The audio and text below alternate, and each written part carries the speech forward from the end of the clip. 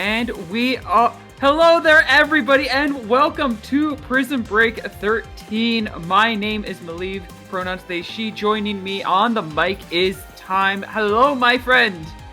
Hi! Oh my god, it's so awesome to be here, and we're gonna jump right into our first game with Hey Man Rez here versus Close Combat. I remember Close Combat, we let them in to play FTIU, and we were like, oh, they're super washed, and then they swept the tournament. They've even played in SAC. Well, Hey Man Rez here actually had a really good performance in last Prism Break. Indeed, they definitely did, and I'm looking forward to seeing another strong performance from them, as we'll be heading into our first stage in Umami Ruins.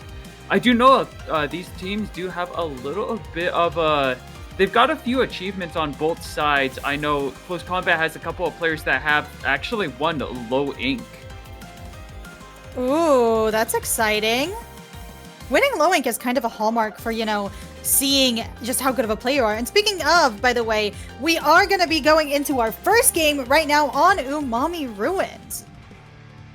Let's dive in and see how things go. We all know how splat zones work. It's basically turf wars, but competitive. You've got, in this case, two nice little rectangular zone areas that you want to paint up, and you want to hold on to those for the life of yourself until that timer on the top of the screen tips down from 100 to 0. If you're able to successfully do that, simply put, you win. Right? I mean, hey, listen. We're going to be seeing both of these teams, and keep in mind, Prism Break is primarily, at this point, like a mid-level event, so you're going to be seeing both of these teams actually pushing their way forward, especially on this left side, on this right side. Oh, actually, never mind, we're actually not going to be seeing these teams move forward, very far forward at all, because it looks like we're going to be having an unfortunate disconnect, and going back to the map screen here, so how about that? Tell me, what do you know, do you know anything else about Rez here? I know about their previous performances in Prism Break.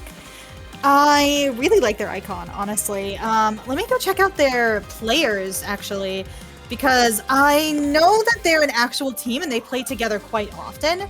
It's just I don't remember quite enough about them, if this makes sense to you.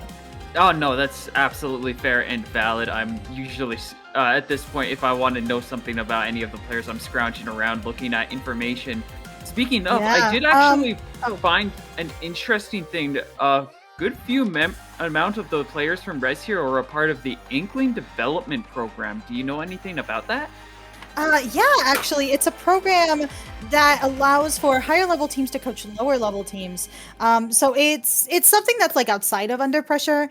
But going to like other results that they've been playing in, I believe some of their members have actually done really well in things like All for One, Megalodon Monday. They even have a few plus results on their back. So these guys are no pushovers, Indeed.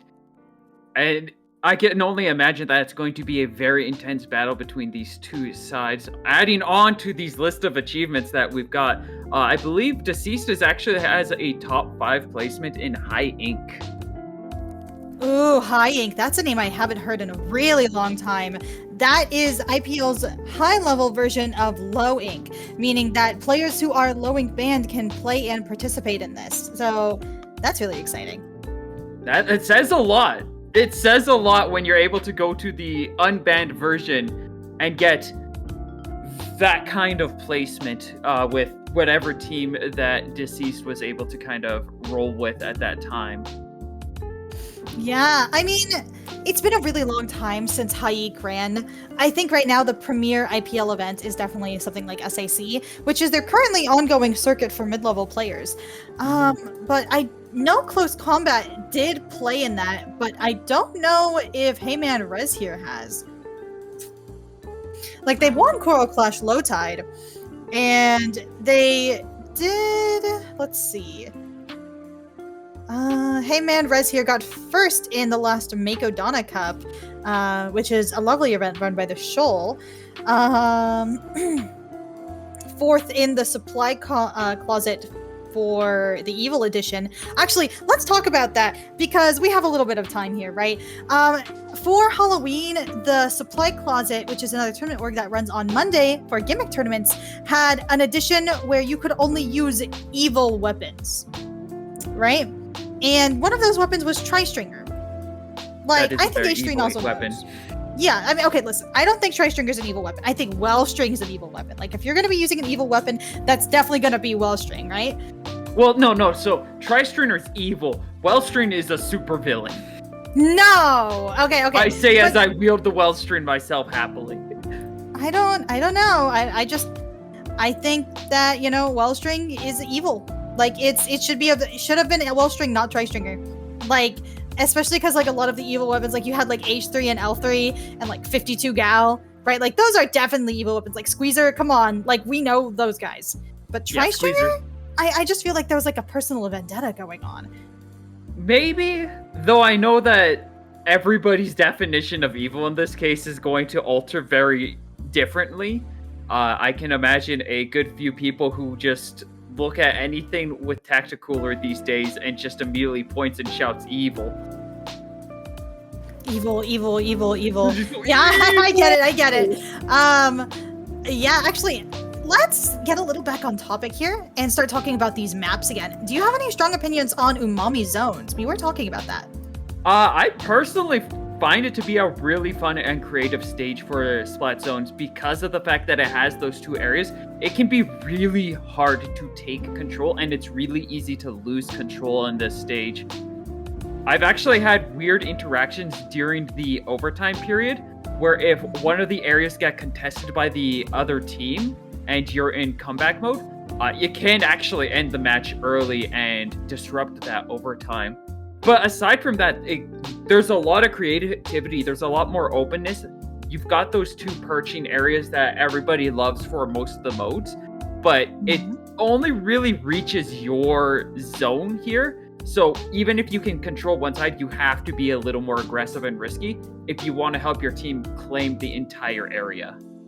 I do think that's why weapons like Crab Tank are really strong on this map, because you could like camp yourself on that dome and realistically like dispute both of the zones in some way, shape, or form, as long as you don't have something that's going to take you down, like that Rapid Pro Deco there.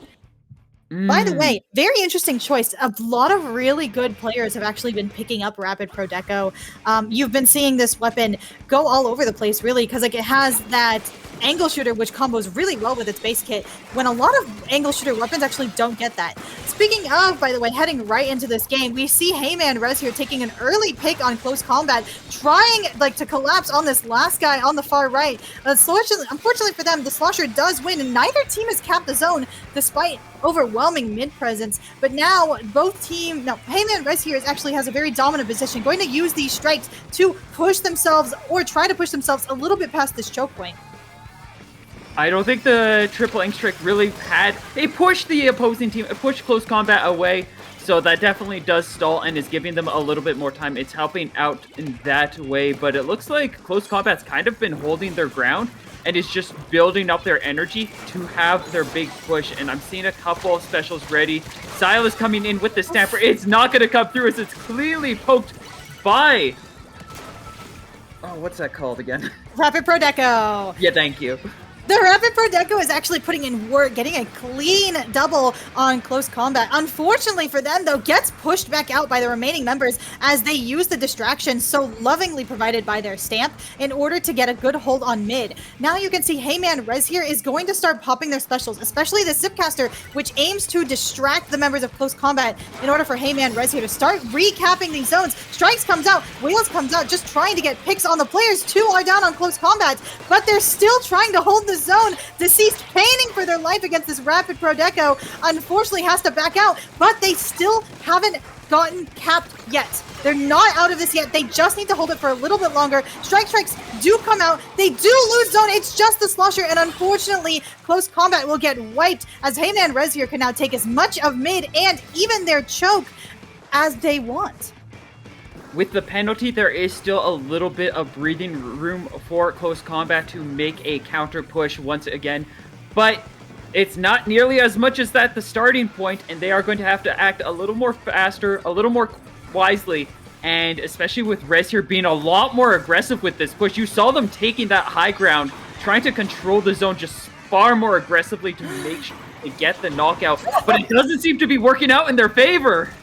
I love the plays that Silas is making with this stamp. Stamp is operating in a way that's very similar to how you see Zipcaster used, where you use it as a distraction to get your team in. By the way, Batson getting this bubble out. Have I mentioned that Close Combat is actually running Coolerless with a bubble instead to try and counter that? The very good defensive special actually to stop them. Amina Acid's taking aggro from 2 players, letting Close Combat get a little bit more comfortable in mid, or at least they could, unless they back off from Heyman's Reshear's onslaught, popping that Zipcaster. Another disconnect from that same player. Unfortunate, but looks like this lobby is falling apart a little bit. But Heyman Reshear was really dominant in the game, and I really think that they probably won. So let's run with that assumption while we wait for the game to play out. Yeah, we'll have to see how it kind of turns up finally, or what the final decision is, but Rez here definitely had the lead, ultimately had control. Close Combat was getting good counter pushes and making responses, but more often than not, that's ultimately what their plays were responses. They never were the ones that were making the big calls. They were kind of responding to the situation and having to, like, create breathing room. To be fair, that's kind of how a lot of Splatoon plays, right? You have to create breathing, you have to create your own space. But in this world, it really seemed like it was Heyman Reshear's world and we were living in it. Like, they were very dominant in their pushes, and the only reason why Close Combat really got back into the game was because this hammer would make 2 or even 3 members of Heyman Reshear just turn around and look at them, when really, realistically, they didn't really need to. That being said, Heyman Reshear would also, employ these same tactics to get in, using a Zipcaster, trying to get members behind them. Even Bellyman actually doing amazingly on this Rapid Pro Deco, just getting pick after pick, even though they're, like, backing up. Like, that's what you want to do, really, is push how far you can overextend. Blasters are so good at that too, just because, especially something like the Rapid Pro Deco, where it just comes out so quickly in so much burst, and it does a really good job of painting too while you're just applying that pressure. So if your opponent doesn't have a weapon that can outrange it, they're generally going to be trying to walk into a wall of exploding burst shots that will quickly take them out, and it worked really well as a support weapon in this game, just getting onto that high position, neglecting those high points that weren't really needed as much in this situation, and just focusing more on just controlling the center area. And the Rapid has just enough range to be able to cover every, like, important spot on mid. So as soon as they got up there, they were just a massive threat. Yeah, I mean, really, realistically, taking all that space really gives you an edge, especially over the game, right? It really shows how strong these teams work together. Indeed. And also just, like, the Rapid works so well as an anchor. Not saying anything about, like, Close Combat had some really good synergy, good plays. Like, I really liked those stamper presses and offensive attempts, as well as the distractions. There were a lot of things that Close Combat was doing pretty well. Their Slosher was pretty scary and had some really solid triple ink strikes. I loved as soon as they got that advantage, the other one ran up with the Splatling and set up that big bubbler and just was like, we need to hold on. This is like the choke point. I'm just putting this right here and holding ground for as long as I can. Yeah, I'm sorry, man. There's a lot going on behind the scenes, because there was apparently a host disconnect, and while Heyman Reshear was winning, and Close Combat was disconnecting multiple times on that first game, and they had a host disconnect. It's a really hard edge case for our rules. Yeah.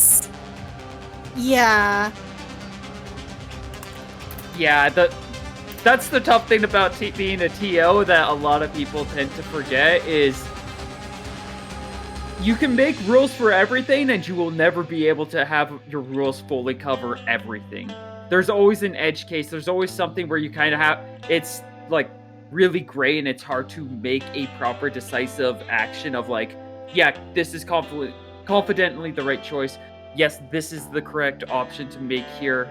This team definitely won. It's like, there's a lot of gray. It's entirely possible that Close Combat could have taken the W there, but just the way things laid out, it seems like it is going to be Rez here taking the point as we are going to be moving to Inkblot Art Academy with hopes of a little bit less technical issues. Inkblot Art Academy is honestly how do I put it? It's like the final destination of Splatoon. I really enjoy the idea of like such segmented areas of the map. Like you have you have to get left stack before you can push. You have to get bats before you get that push. And then like at that point, if you can hold bats for 2 whole checkpoints, you basically are guaranteed to win the game, right? Like it's really hard to get past that second checkpoint. Indeed. There's a lot of freedom for the defending team when you're trying to push into their base. They have all of that high ground that they can travel on very effectively. I know there's a couple of ways you can try to get up there and bat them out, but typically what happens is they just become a wall and they'll eventually overpower you if you don't have a strong strategy and loadout kit. With the right specials at the ready for the moment too. Specials are a huge part of those big final pushes more often than not. Right, and speaking of, by the way, Heyman Rez here taking an early lead against Close Combat as 2 members of Close Combat go down to Heyman's Rez here's 1. Unfortunately, though, they are starting to collapse. The yellow team is actually Close Combat. Close Combat is actually getting into bats. However, their teammates are dying. Deceased, though, fighting for their life, feeling the rage of having to lose that first game to a disconnect. That being said, right, they are going to hold this court really well. Silas and now Amina Acids are actually doing a great job of just holding this court, letting their players hold tower. Here comes Disease, this powerhouse, rushing back into bats, pushing back 2 members of Heyman Rez here, and suddenly they're going down like, oh my god, I don't want to say that actually. This is just the brutality. Ooh, excellent catch with the slosher, but we are going to see it get countered out by Amina. Lots of this is a super aggressive front being employed by Close Combat right now. They're at the final checkpoint. They've gotten through the second one. This is a dominant showing from Close Combat. Despite being 2 players down, they are pushing how far they're able to hold this court. Unfortunately, not very far, but Amina here is allowing their teammates to jump into this crucial left stack, which is key for them. Because if they can hold this left stack, if they can hold parts of mid without letting go too far, like they won't actually lose that much space at all. But Heyman Rez here, feeling a little bit angry at that first push, are actually coming back, pushing through or trying to get past this first checkpoint, pulling out the Zipcaster, just trying to let their members get into court, get into bats. And unfortunately, this isn't going to work out for them despite popping these strikes. They managed to push through the first checkpoint. They are approaching. We get a wipeout. Rez here going to be able to burn through the second checkpoint without any opposition, which means they're actually fastly approaching the final checkpoint. They're almost there ready to counter Close Combat's initial push. And in record time as well, they take the lead.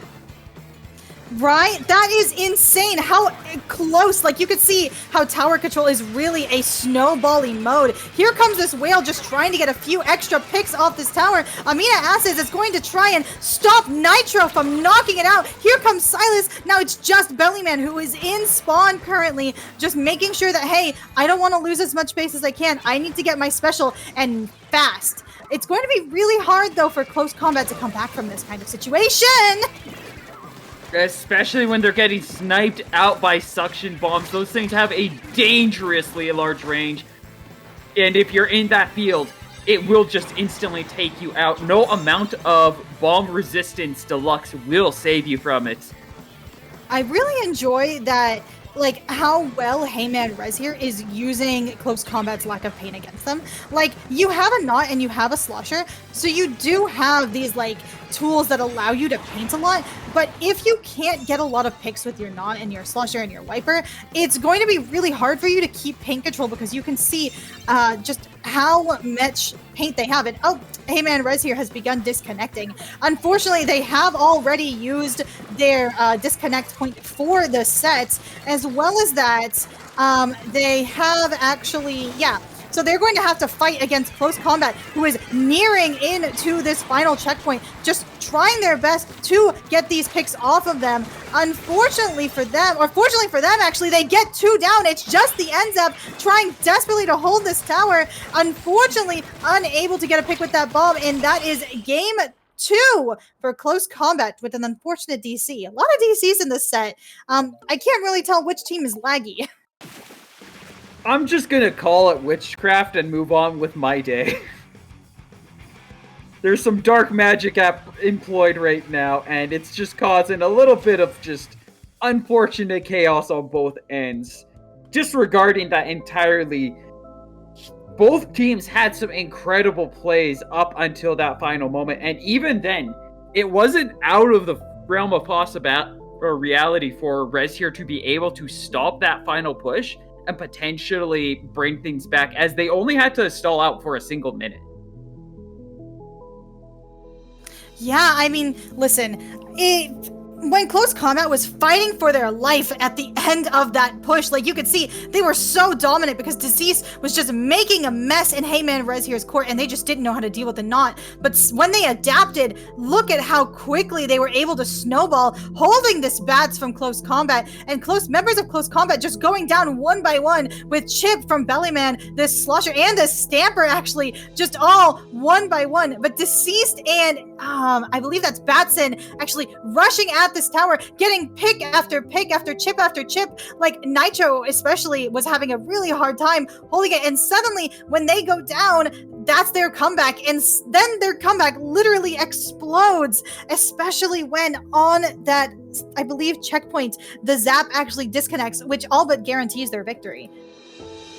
The funny part about that final push too was, normally when you say like a team's been staggered, which is when their respawns have been split up in a way that they're not able to approach at the same time, normally that's a bad thing. But in those few moments, you could see it was very cleanly like one would jump and then the other would jump, and they were still trading during that. So the ones that were trying to get on from Close Combat, that were trying to get on and defend, were getting taken out, which just meant there were so many chances for Rez just to have at least somebody there for another person to jump over, and it just kept that tempo going. If it just lasted for like another second or one more trade worked out for them, that would have been Rez here's second game 1. Yeah, definitely. I mean, listen, I wasn't actually surprised. Like, I was actually really surprised to see Close Combat come back from a lead of 3. Like, that is basically unheard of on a map like Inkblot, where when you get past that second checkpoint, it really becomes, oh, it's basically over. I'm just fighting to extend the match, and just at the chance that we get a clutch wipe. But here we are actually in this third game, which is Museum Alfonsino Rainmaker. A lot of things about this map really is you have to control plat in order to get anything done. There is a single checkpoint, and it is on the splat. And if you have the splat, you can really go anywhere, especially with control of the spinner. Indeed, the spinner is it can be very risky to be on that spinner, but it gives you so much reach of the entire stage. You just see how those like 4 sticks pop out of there. You basically can reach anywhere on the stage with a decent reaching weapon, as well as having easy access in certain circumstances to reach the other platform from the opposing team. As you'll notice that, you know what, we got a wipeout. They're already rushing in, and we've already broken through the first checkpoint. Yeah, Close Combat has 2 specials online, that being a hammer and strikes. So what they're probably going to do is pop these strikes to allow their hammer to get in and do some damage, probably even getting this Rainmaker a little bit further. Amina here is actually going to try and take as much attention as they can. Unfortunately, though, Close Combat is starting to lose their 1v1s in this court, so all they really want to do is stop this Rainmaker from going any further. Rez here managing to make a push, make a breakthrough. They are slowly starting to break into this path. They're going to take the long way, but they have full control. They have the full space. There is no opposition to this. But they just barely failed to be able to claim that first checkpoint, meaning that if Close Combat is able to pull this away, take control of that Rainmaker, that means that Rez here will have to make this entire trip back before they can make their actual final push. Definitely. I mean, listen, they have this Rainmaker right next to this pedal, so they've just popped it. And even though close combat is pushing everything that they can against them to force them back, they're trying their hardest to keep their hands on that top middle pedestal, which means that they're going to have an easy in when they do make it if they can. Unfortunately, 2 members of close combat and 1 member of Hey Man Rez here actually goes down, but close combat has the advantage in specials. They have that splashdown. They get 2 picks actually, and Deceased once again proving that they are a monster on that Nautilus, just letting their team actually get a chance at disrupting this plat. Deceased making a wise call. I see him backing away, just trying to hold their ground, making the call to super jump away. This is going to basically be a wipeout and gives a very clean opportunity. Ooh, but the ink missed. Gonna slow down Tacos before they can make their push on. They do successfully break through just before getting splatted. I can imagine how great that feels, but unfortunately, they do have just a little bit more to get through that checkpoint and get that lead. Actually, Nitro's trying their best to fight against close combat in their plats, just, getting as much space as they can. Unfortunately, though, close combat actually does manage to get enough momentum to allow this Rainmaker to reset. But on the side of Hey Man Rez here, they do have a whale, which is going to be key for them in order to get their push really rolling. That is like a really strong special. Silas actually popping this hammer as a surprise. Unfortunately, gets no value out of that. Strikes come out on the side of close combat, but also get nothing done. You can see 2 members have actually gone down, and Bellyman is now just waiting for their teammates to paint them such a lovely path. The lead has been taken. They're about to get that score. 6 is incredibly impressive on this map. And if only they would have knocked out, if not for Amina, who is currently fighting out in their courts, actually letting their teamates get more picks more and more as Deceased grabs this Rainmaker and puts it back in mid. Most people I see like to go down that far path to kind of climb back up. I like how Deceased decided to just go onto that grading instead and quickly got back into the fight with the rest of their team. And they are currently making some strong pressure because of that. Have Rez here backed up against their base as they are fighting tooth and nail to try to hold this ground and prevent that Rainmaker from moving forward. But it is moving slowly but surely closer and closer. Those whales were unfortunately not looking at that Rainmaker, but now that gives a close combat a great opportunity to actually move forward as 2 members of Hey Man Rez here go down. Unfortunately, Deceased having to push forward with just a bit of time left on that Rainmaker is going to go down, but Silas is going to try and fight it out as much as you can. You have 15 seconds left in this game, and the last thing close combat wants is for Tacos to grab that Rainmaker and drop. Though that is a trade, it's going to be really rough for close combat to get back in position as they go 2 down. 5 seconds left on the clock. Deceased forced to have to claim the Rainmaker, misses the grab attempt, manages to secure it the second time, narrowly escaping this triple ink strike, but there was no escaping. They were on enemy turf in that moment, and you could see somebody approaching, and they were able to quickly take Deceased out, meaning that Rez here is going to be the victor in Game 3. That Slosher, Nitro? Oh my goodness gracious. That was like an incredible play at the end. Like, they knew, I can't focus on anybody but the Rainmaker. They're weak. They've been like, and suddenly everything goes in their favor. Like, it was incredibly close, actually. You don't really see Museum Rainmaker matches this close in something like this. I mean, if we're talking about close, despite the technical issues that befell these 2 teams, all the games were incredibly close. We saw in tower control, both were like, we got to the final checkpoint 3 times in that one game, when it's normally supposed to be a super difficult, challenging thing to do. Both teams just managed to find really great opportunities to push and find their footholds. And likewise in this one as well, just really solid pushes from both sides. Rezier got so close to getting the knockout, and then close combat with a very strong push. Just Deceased, absolutely phenomenal player, definitely showing why they have the titles that they have. It was incredibly close, actually. Like, oh my goodness, the way that they would just trade the lead, like especially here, where it's like, oh, 36, yeah, that's not that safe on Museum, but you know, you can relatively think, okay, they have a checkpoint to go through, like we can probably stop them there, and then just going multiple members down and getting completely zoned out by specials, and suddenly it's not so okay anymore. Very, very many blink and you miss it moments there, where both teams just found their windows all of a sudden, where it's like, oh yeah, no, we should be good, we just need to play it smart. And then you just 10 seconds pass, and all of a sudden you're in Hellfire, and if you don't make the exact right play, you could lose. Right.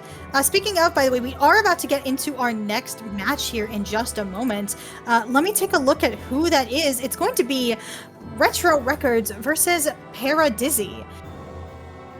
I don't think this is reflected on stream just yet, but give it a second and we'll take a look. Do you know anything about Retro Records and Paradizzy? I do know that some members of Paradizzy were able to secure some first placements in Neon Whale 9. I believe a few of the members actually have played together before and are looking to play and have grouped up together once more. If this isn't just a proper team that has been playing together for a while. No, it is just a proper team. A lot of these players have played together and for a while. And yeah, so they've got a few placements on them, with one of the more notable ones I'm seeing being Neon Whale 9. That's really good. Actually, I recognize a lot of the members of Paradizzy. Osa, and believe used to run a gimmick tournament, which actually was really awesome, called Poker Table. Ezio is actually the head TO for Battle Dojo, I believe, actually their leadership. Well, Minty is a familiar face, a Div 2 player, and I've also heard of Luna Yu. Though I don't believe they're currently playing, they are a very strong support cooler player. Draconif, on the other hand, is a common backline player, which is really awesome. Indeed. On the side of Retro Records, though, they are really an up and coming team. These are guys that I've had my eyes on for quite a while. Specifically, these guys did really well in SAC. They've done well in previous Prism breaks. If not for the normal snooze pickup curse, I feel like they would be podium every single time. Well, that's high praise. That's high praise.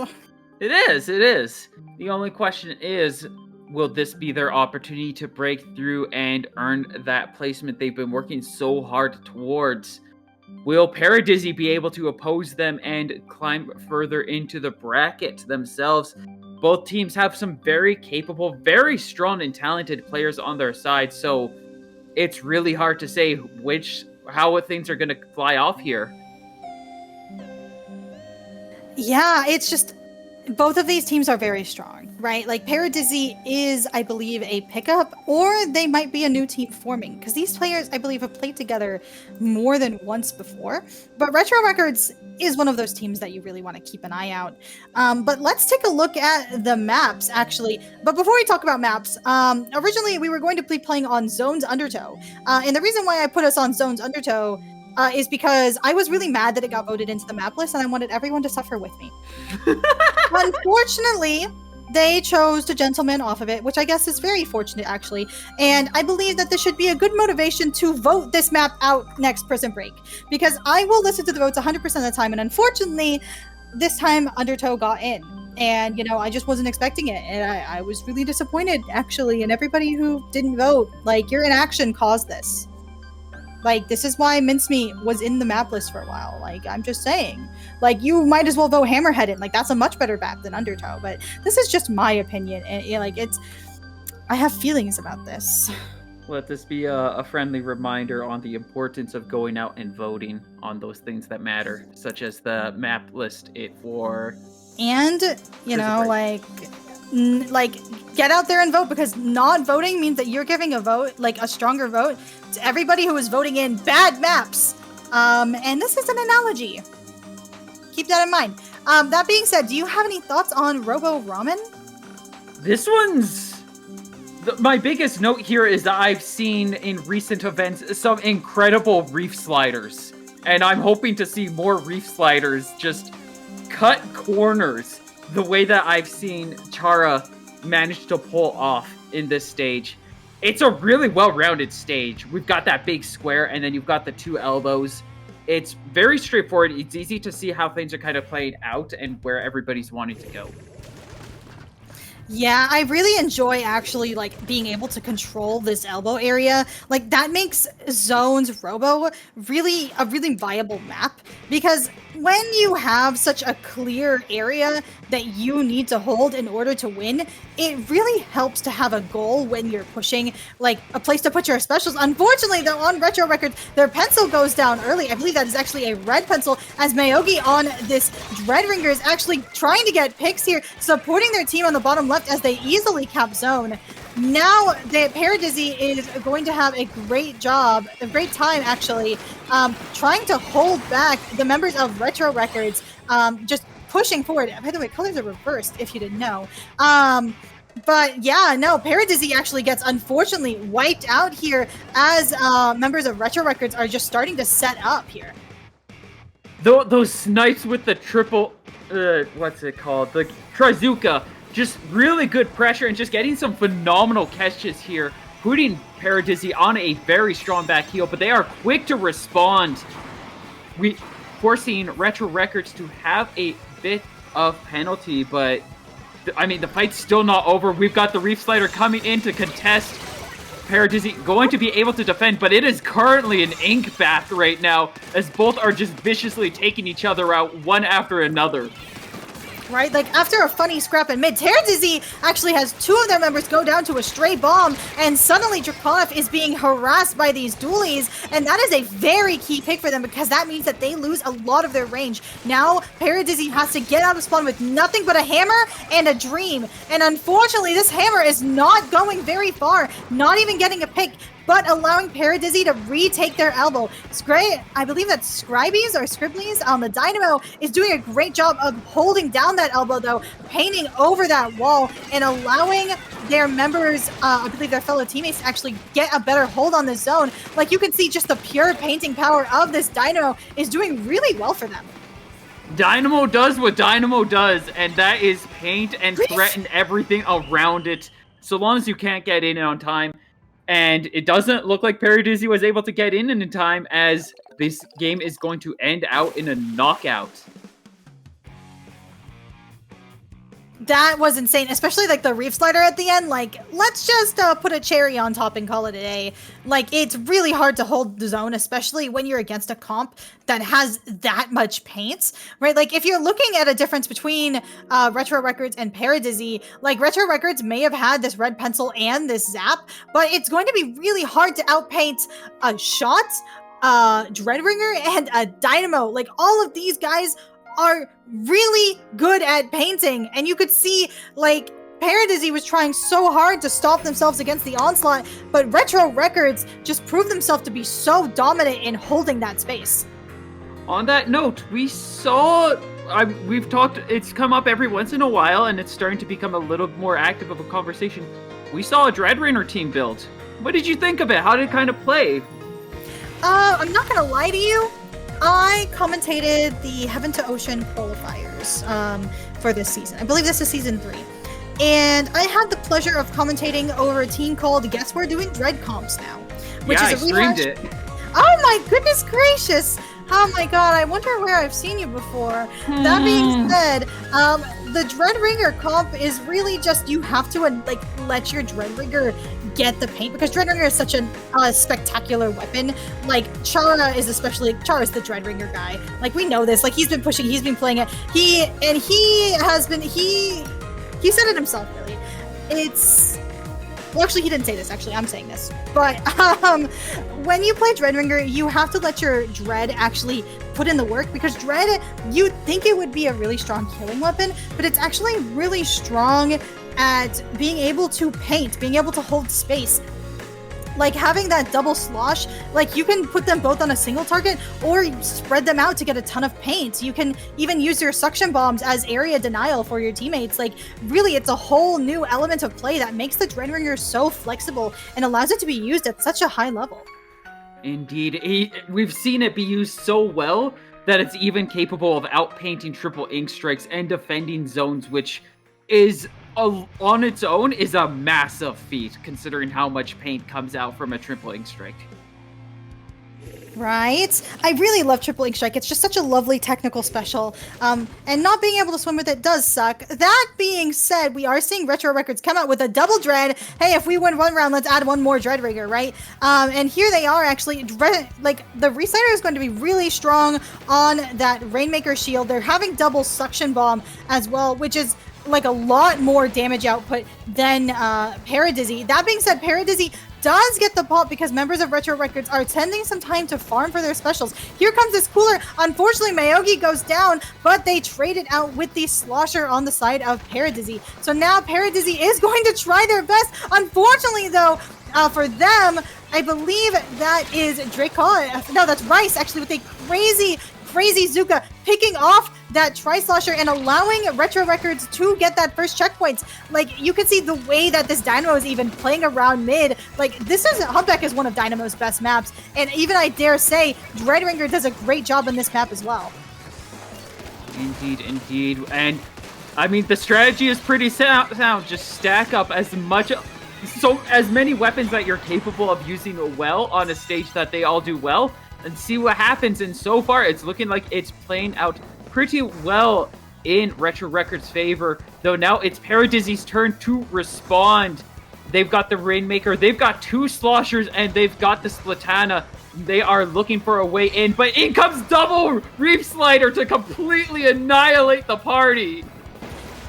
But members of Paradizzy were smart enough to get out of that crazy crossfire. You can see that Tri-Slosher, I believe that's Minty, actually trying their best in order to fight. Gets the jump out though, preserves that cooler, which is key. Paradizzy now has two specials online, which is that hammer and those strikes. And now I believe those strikes do come out, though that Slosher trades their life for it. So it's going to be a little rough for them to, try and hold mid as best they can. Poor Minty here is just trying to get a single pick on this Dreadringer, and look at that range, look at that paint. Like, it's really hard to fight against this, Maliv.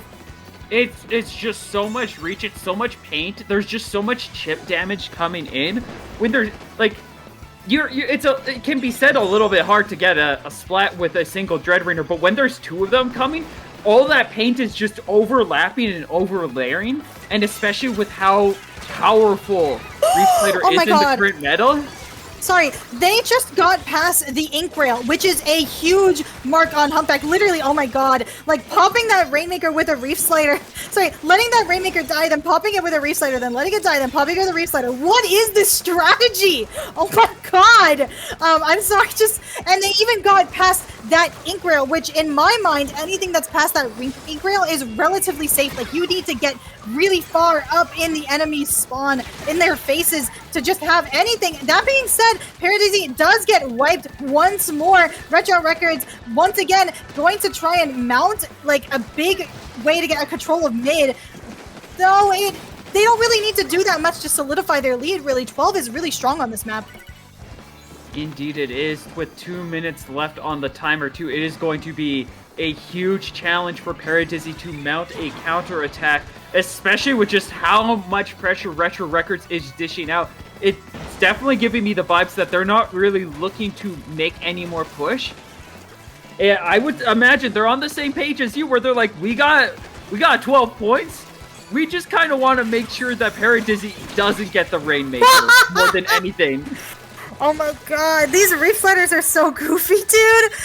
Oh my god. These are incredible. Like, just the Reef Slider after Reef Slider after. I would be mad. I'm not gonna lie to you. I would also be mad. Like, it feels so, like, on paper, it's so good, but you can't really, it's so hard to counter with this comp especially. Like, you have a red pencil, and, like, what is your pencil going to do against the inevitable Dreadringer? Like, you can't one-shot it. If you hit it once and they're already in a Reef Slider, you're not going to get those kinds of clutch picks that you're really looking for. That being said, Paradizzy is going to try and finally mount a push for this checkpoint. I believe that's Mayogi actually goes down, but Scribbly's running forward, gets the pick on, I believe that is the pencil. So now Paradizzy is going to have a chance to get this checkpoint, but at what cost? Because look at Retro Records just holding that space, and 12 is not an easy lead to get past. Paradisi doing a really good job of just holding out and controlling this zone, controlling that field. Looks like Retro Records finally starting to find a little bit of room to make a counter push, and they are finally in. Minty having to back all of the way back up into their own elbow and get splatted in the last 5 seconds. That is a very unfortunate ending to this bout. Yeah, Reef Slider's really good on this map. Well, it's not that Reef Slider. Well, Reef Slider is really good, right? Like, don't get me wrong. It's actually a pretty decent special. But the way that this team used it, the way that they coordinated their Reef Sliders, especially on that push, literally, Rainmaker stops, Reef Slider. Rainmaker stops, Reef Slider. Like, back to back. And then, like, once they got to the pedestal, they had another Reef Slider ready, Miliv. Like, they had 3 Reef Sliders in the span of, like, 30 seconds. That was incredible. You can see here on their first, like, really vivid push, like, yes, they get that checkpoint, and yes, Paradisi's on the back foot, but you can see that in their eyes, Paradisi has a lot of hope for how this match is going to play out. But when you get all the way to where Retro Records' push is, like, you can really see how this changes.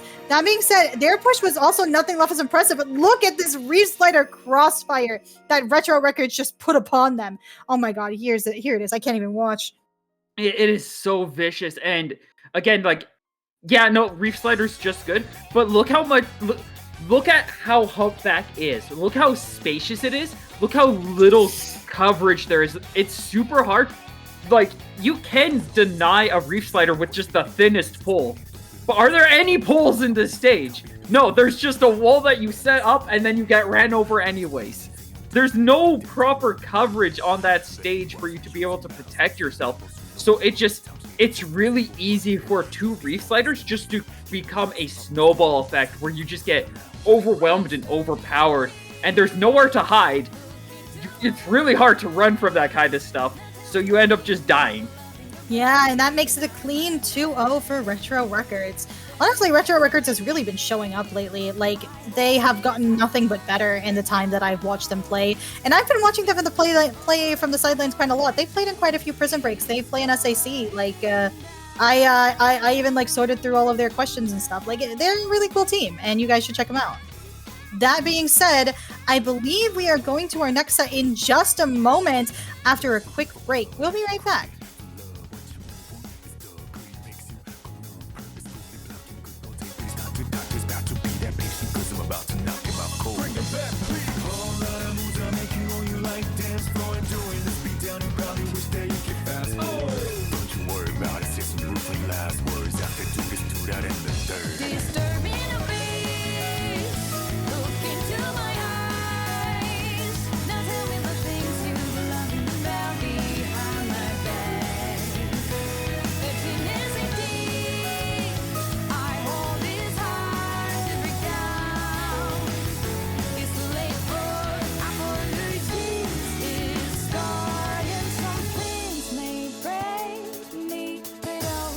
Back out, new perspective gain from all the pain and stress. And when I do come back, I'm stronger than ever before. So real, don't disturb in a beach.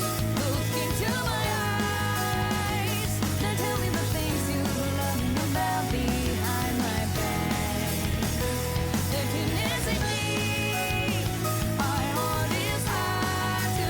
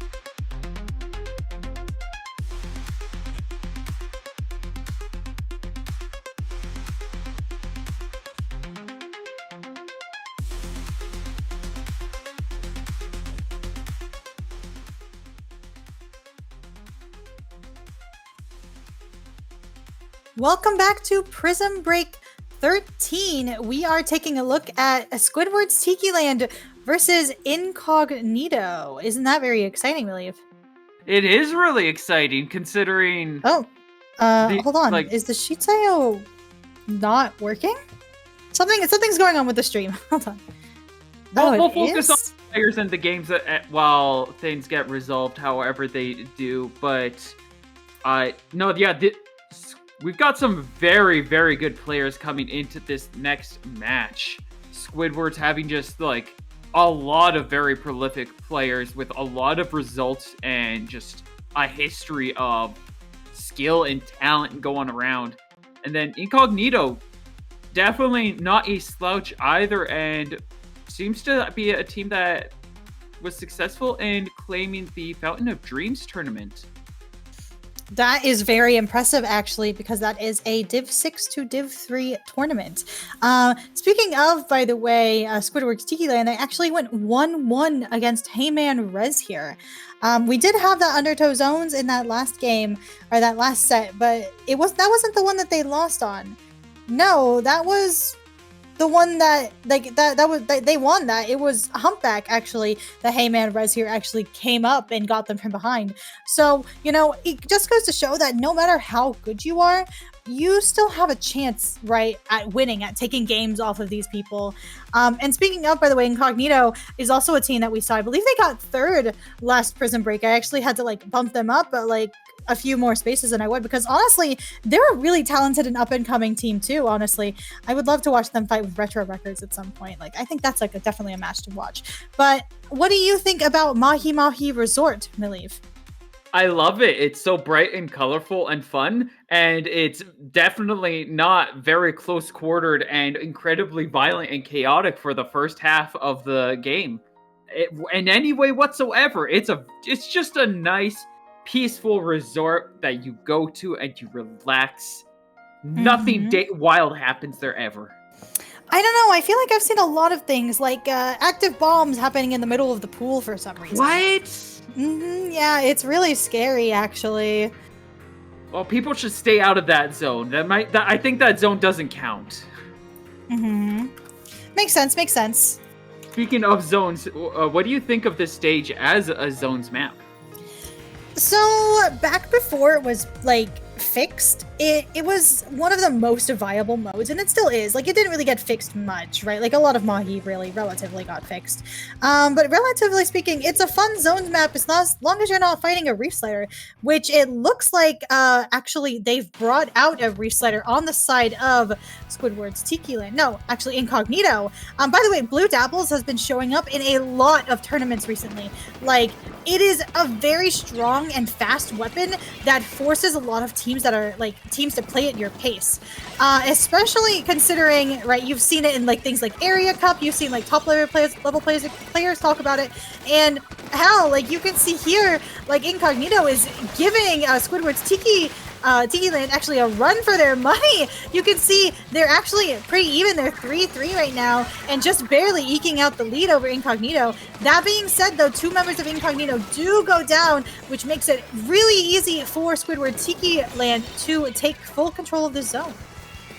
Speaking of interesting loadouts and weapons, we've got an E-Leader here and two Octo Brushes, which has definitely caught me off by surprise.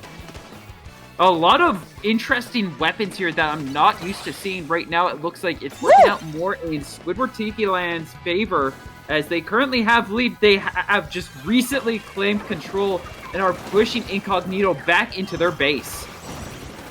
I really like the E-Leader pick. I really like that Kraken just getting pushed back. That being said, Squidward's Tiki Land has now lowered the tide and is lowering their penalty bit by bit. Saturn on the right here is actually trying their hardest to hold out on space. Joey, who is an excellent player, honestly, I could not stop talking about Joey last week, but just taking a bunch of aggro from the Wiper on the side of Squidward's Tiki Land. Two members down on the side of Squidward, but it's just Joey, just this Reef, this Blue Dapples, and unfortunately, there wasn't a lot they could do to turn that situation around as Squidward's Tiki Land takes game one very cleanly. You saw just that one desperate final exchange as they tried to snipe down the Octobrush as it zip casted over, but it just had the high ground, managed to get that paint out, and we watched as the last standing member of Incognito was wiped out and led into Squidward claiming the first point fairly confidently. Right? I mean, at the start of the game, it felt really even. Like, teams were trading picks back and forth, but you could see here at around the 4-minute mark, the teams actually got control. Like, Squidward's got full control of the zone. They were able to hold it very strongly. And so when Incognito, oh my god, this double with the E-leader is just beautiful. And speaking of strange comps, but when that tide lowered and it was Incognito's turn to get back into it, this E-leader started really showing up, and now it's just Joey fighting this, like, Zipcaster, this hammer, this everything that is just ready to be thrown at them, and unfortunately they just could not come back from such a deficit. I really liked how that E-leader really took advantage of that stored charge to charge up somewhere safe, quickly utilize that high movement to get into a good angle, and we just got some really solid snipes as a result of that. That was just a difficult one for Incognito to kind of figure out. Right? But they're not out of it yet, because Inkblot Art Academy Clamblitz is one of those maps where you can really force your way into a spawn. Like, if you can get a good coordination on specials and, you know, keep an eye out for that E-leader, who is obviously like the #1 danger player on this team, you're going to be finding, like, you have much more success than you thought. Like, just displace that charger and you're going to have so much. Like, that's my thought process, at least. Indeed. We'll have to wait and see if they're able to figure out that strategy, or if there's just going to be a different loadout coming in for this next game, as it is a completely different mode. We are going to be going to Inkblot with Clamblitz. This is a really solid stage for Clamblitz. Oh, I agree. You can really take control of mid by taking control of both of these stacks, which is, you know, one of the most necessary things in my opinion. Like, you get that left stack, you're able to push. If you get that right stack, you can play a little more defensively. But you can see here, this charger has actually gotten switched over to ZF. Well, I believe on Incognito, their comp is relatively unchanged. I think that's actually 52 is new, no? Yeah, the 52 is definitely new. I've already forgotten what else they had there, but I think it was a wiper before. Oh, yes, that makes sense. That being said, Incognito taking a really good early battle against Squidwards, forcing them back up onto their ramp, though this wiper is going to try and force their way around. Actually, Tiki Man here running to below the basket, exactly what you want a rush to be doing, gets the flank. Suddenly 3 members of Incognito go down. That was an excellent flank from them, and now that basket is open and they are scoring those clams like there's no tomorrow. Especially with the easier reach, the smaller clams just travel so much further. It's super easy with that, where the clam basket is. You have a lot of reach. The hard part is getting the big power clam in. But once that one's in, it is a lot easier just to get to these little angled positions and just completely throw from downtown into the basket and score all these points. And that's why Squidward's Tiki Line able to claim more than half of the points needed to be able to secure a knockout in Game 2. Yeah, I mean, listen, they're over halfway through, but that doesn't mean that Incognito is out by any means. They're fighting their best. Look at how, I believe Tetramine is just trying to get that jump out, just barely not dying to this Brush. Brush almost gets that pick if not for that wall. What a clutch wall, by the way. So now it is, I believe that is actually Mox on that right stack, fighting with this Brush, though the Brush loses, but Saturn does end up picking up this kill. Now they're going to have to be a little wary of this charger. Like, oh, and unfortunately not wary enough as they get picked off, and suddenly Squidward's Tiki Lane is going to use that momentum to try and push the members of Incognito off of these stacks and push themselves back onto mid. They're in a very safe spot right now. They don't really need to get any big push. They can really just stall out for most of the game. You can see this Viper really is just popping this hammer here for fun. They're just here to, you know, keep members of Incognito out. That being said, 3 members of Squidward's Tiki Land were down, pushed all the way back to that plat. Now Milotic here is actually going to pop the Sipcaster, just try and take the Charger's attention off of their teammates for just a little bit. Unfortunately, though, doesn't work out very well for them, and now Incognito is back in mid, fighting the hard game. Unfortunately, nobody in Incognito was able to claim that power clam dropped as well, which just means that it hurts to see those things go away. So unfortunately, it is so many points just outright lost. We saw the Reef Slider try to come in and create an opening, but nobody was there to support it. And unfortunately, that opening quickly cleaned up, as none of Incognito's side is able to find a good push opportunity. They have yet to find a chance to really get in there and start making a counter push. It's going to be really rough for them because you can see Milotic just losing that very even looking 1v1. It's really just, I hate to say it, it's a mechanical difference, right? Like just how you can change your range and keep moving forward. That being said, the members of Squidward's Tiki Land, oh my god, this is confusing me, but are actually getting a good hold of this left stack here, which means that members of Incognito are going to have to spend time trying to remove them. Unfortunately, unable to. You can see Saturn is actually just being harassed over and over again by the members of that team. Back to spawn, that Charger goes. That is just, oh my god, incredible actually. Saturn leading that push for Incognito to get into that court. Here comes a ball. Here comes Saturn with these clams ready. They just need to get these picks. They just need to make sure they don't die to the Charger, and unfortunately, it doesn't happen, but Milotic here is fighting it out. Actually, it's just the Charger left. We need to see that basket. They're trying to score as best they can. Milotic here is going to pop that Discaster. They're going to get that jump in. Joey holding that basket open. Unfortunately, goes down to that brush. It dropped. They're trying, and unfortunately, they just couldn't hold it open long enough. But if they got that clam in, they would have definitely won. They would have absolutely been in the lead, and it would have been on Squidward's to come up with a response. We are now at 30 seconds left. No power clams on the field.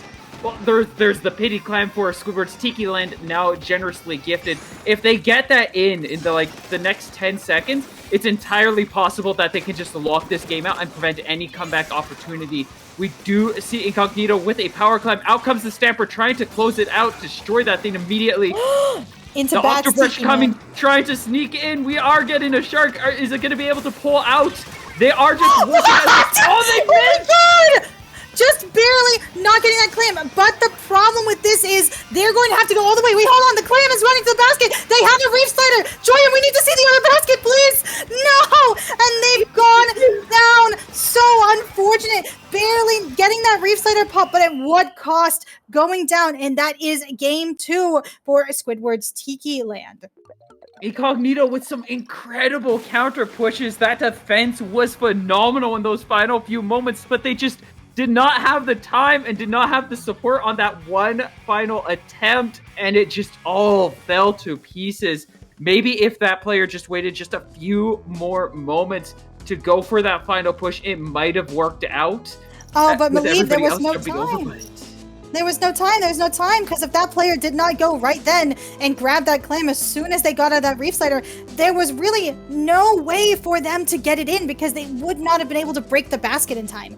That's the kind of last minute Hail Mary that you really pray for, right? Like, Squidward's Tiki Land was super dominant that entire game, but Incognito never truly lost their footing against them. Like, even at the end, when that brush got into bats, that miss was incredible. I can't, you know? Like, we're just watching this one final power clam. It's just so heartbreaking to watch that thing fall apart and just not make its mark. They almost had it. You know they're kicking themselves for missing out on that one big clam throw, because that would have been their game otherwise. They managed to successfully stop and defend against Squidward's Tiki Land. They would have won.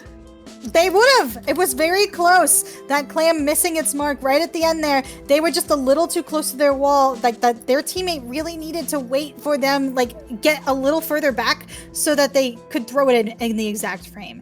That being said, we are going to be going to Hagglefish Tower Control, which is a very advantageous map for something like the Sea Leader, which we know Squidward's Tiki Land is bringing out to the park today.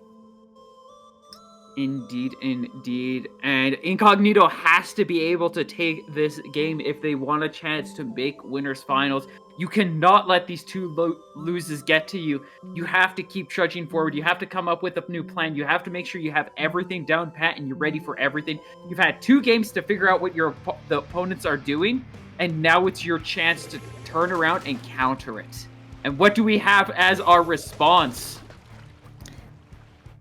We got a pencil. We have the same thing actually. Listen, they must have felt that it was so close that last game that they are going to try and bring their best this game. But the problem here is last game they had a ZF, and this game they have a leader. This Charger is actually trying their best to get as many early picks as possible. Just put a large, oppressive reach across the field.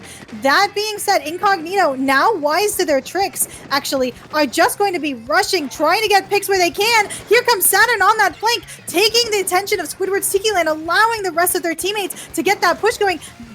Oh, and unfortunately, it's just this gal, but this gal is going to be fighting it out. Gets the pick in the bubble. They have that whale ready. Here comes this Carbon, actually, trying to thwart them, though unfortunately, doesn't really work out. This Zipcaster is going for the Charger. Though they don't get that pick, it's still really incredible. Oh, and just the way Incognito is actually setting up for this push, like, they are on the cusp of what it means to get up and jump a skill level. They're you know what I'm saying? Cleaning up. Literally, they're jumping skill levels as we speak. Like, the first 2 games were extremely oppressive, and now here is Squidward's Tiki Land so far in the back foot. Was that a triple collateral? I'm sorry. That was the bomb of all time right there, just completely annihilating that field. We do have a nicely set up Tacticooler though, and that is going to give Incognito a solid chance to have a counter, or to be able to set up their defense and make sure that they hold their ground as best as possible. Solid snipe there, but I don't think it's going to actually do nearly as much impact as they were hoping, because that Tacticooler was already up. They've already respawned and they're back into pushing against this. Yeah, but Squidward's Tiki Land is not going down without a fight. Like, you can see this decaf is actually just trying to hold out for a little bit longer for their team, allowing the Carbon actually to get in and get an easy pick on this brush. Now, Incognito is going to have to take out all the members behind them before they can even get a push going. They need to find something to make it snowball, and unfortunately, with their members going down behind them, it's going to be a little bit difficult. We have a Reef Slider online, and we have a Kraken on the side of Squidward's Tiki Land, so if anything gets too dangerous, they can pop out that Kraken. Unfortunately, that Reef Slider doesn't go the distance and does not get a single pick. Though their teammates clean up so nicely on Incognito, they actually get a push going, and this is the snowball that they're hoping for. This is another opportunity, really capitalizing on that Tacticooler that was set up earlier, and we've now got another one set up perfectly, like calling out, just, you're gonna start throwing suction bombs over here. We're all just gonna disperse and start focusing on the battle instead.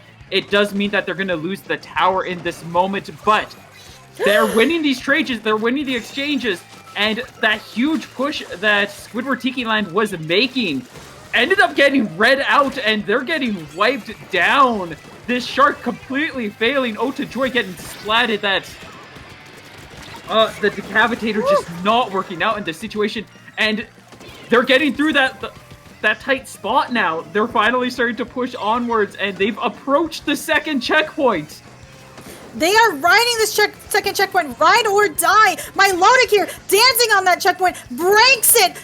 Like, not having a repeat of last week. Moving forward, you can see Sky actually letting their teammate Joey actually get an insane pick on this Carbon. Incognito may have been pushed off that tower, but they are not pushed out of mid, especially when they have this cooler. They're allowing their frontliners to just push forward and take as much space as possible. Like, even this E-Leader got spooked. Like, Tetramine actually got spooked and popped that Kraken, which was going to be key for their push. Like, baiting out specials here is really incredible. That being said, on the other side, Incognito may be getting some crazy bomb kills and maybe getting Squidwards off of their rhythm. They are still a very strong team, and they're holding up their defenses. They have these bubbles, and they're going to be able to. Oh, unfortunate! Reef Slider actually baited by the tower, but Tetramine here is actually going to be trying to get that last minute, like just trying to stop Incognito's like dominant push to get through. Tiki Man here on the left is actually, you know, just trying to take attention just so their teammates could get back into mid. 25 seconds left on the clock. Incognito not even looking to push anymore. They just want to hold this ground. Again, another tactical, a good punish on that landing, but Joey with a quick counter punish, and it is now the last 10 seconds. Squidward needs to stay on that platform, but we've got the Dapples coming in for pressure. The Reef Slider will not get anything yet again. It gets taken down. Only Sky is left to be able to press. They get to their first checkpoint. They are pushing through it. Will they be able to claim it? No, that's open. We do get taken down, and that's the first checkpoint cleared, but they're all going to rush over. I think that's a chance. This is their chance. No, but there's another landing coming in, and that is going to be... it just keeps going, but they do finally manage to stop it. Oh my god. At the end, the jump after jump after jump after jump actually made it very dicey, but Incognito ended up keeping their hold and taking game 3. That was really hype. The thing is that right at the end, you could see Incognito had a temporary lapse in concentration where they're like, I just need to touch the tower. I just need to touch the tower. Instead of just waiting it out, just farming all of the jumps that you know are coming. You can see them jumping in. But fortunately, Saturn and Joey do end up clutching up on this tower and taking this to a game 4, which is going to be on Splat Zones as per our gimmick, I believe. Indeed. Incognito needed that win. This is their chance to start turning things around, and they're gonna have to push for all that they're worth to be able to claim this next game. But, you know, Squidward's Tiki Land is now in still a very comfortable position. As long as they win this next game, which is on zones, and they had the most clean and dominant win on zones. So now Incognito is going to have to hold out for as long as they can on Robo Ramen, which is, it's going to be a trip for them, really, because Squidward's Tiki Land, like many other high-level players and very strong players even, they are able to play Splat Zones the best because that is oftentimes their best mode and the mode that they practice the most. So Incognito is really going to have to bring out something fresh that they're not expecting that will allow them to hold that zone and stop them from moving anywhere. Hold, I've got an idea for you. Dreadringer. The Dreadringer, the ever existing, ever present Dreadringer. I don't know. I'm not a fan of really picking up weapons that you don't know how to play yet. But if they know how to play it, all I'm saying. Though I don't believe we see a change on the side of Squidward's Tiki Land. Squidward's on pencil. Yeah, Tetramine is actually on pencil. Very incredible, actually, because they are a beast on that leader, but they must know the value of having that much paint. Look at that zap. Like, look at that pencil. Like, that's so much paint, like, literally overwhelming Incognito as they're painting that same zone at the same time. Especially with that rain, to let their wiper, let their brush get in. Like, these are sharking assassin weapons, right? Saturn here on the bottom left, all going down to this hammer from Ode to Joy. Tiki Man actually rushing this pencil. Sky just barely trying to get out. Fortunately, does live, and now here comes my loading into the zone, though it doesn't get the same results as Squidward's Tiki Land, because you really just simcast it into a bunch of people, right? That being said, Squidward's Tiki Land does have a very dominant hold in this zone, so Incognito is going to have to get some specials or get something going to make sure they flip this zone. They do have the Reef Slider. We've seen how effective Reef Slider can be on a map like this. They do secure control of the map or the zone. That does mean that there's going to be a penalty for Squidward to be able to continue gaining points here. And they are trying to reclaim that turf, but Incognito managing to hold strong. Rain is at the ready for a counter push attempt. They just got to find a right moment. They just have to create just enough control for this rain to really take hold and bring it together. I don't think they've got it. Do they? They've got it! Woo! That is the power of Inkstorm for you, right? Like, that's probably why they brought this pencil. It's just such an easy thing to just pop, get passive paint, and if members of the other team aren't looking at that zone, it's going to cap guaranteed. That being said, Milotic and Ode to Joy actually having a crazy fight mid and Saturn and Joey end up cleaning up that zone, making sure that they get a good hold on this elbow and they're not overextending that far, which means that they can actually hold that elbow and hold that space for longer. Their penalty is now over. All they really need to do realistically is hold this zone for just a little bit longer. Zipcaster is online. They can try to distract the pencil if they want, though unfortunately goes down to Hammer, trading back and forth, back and forth. This isn't looking that good for Incognito. Incognito does manage to stop the Stamper. They're trying to survive in that rain. Just that slow chip damage quickly building up and nearly taking them out. We do get incredible damage from that Zipcaster diving in and catching everybody off guard. Whoa! Right? That was incredible.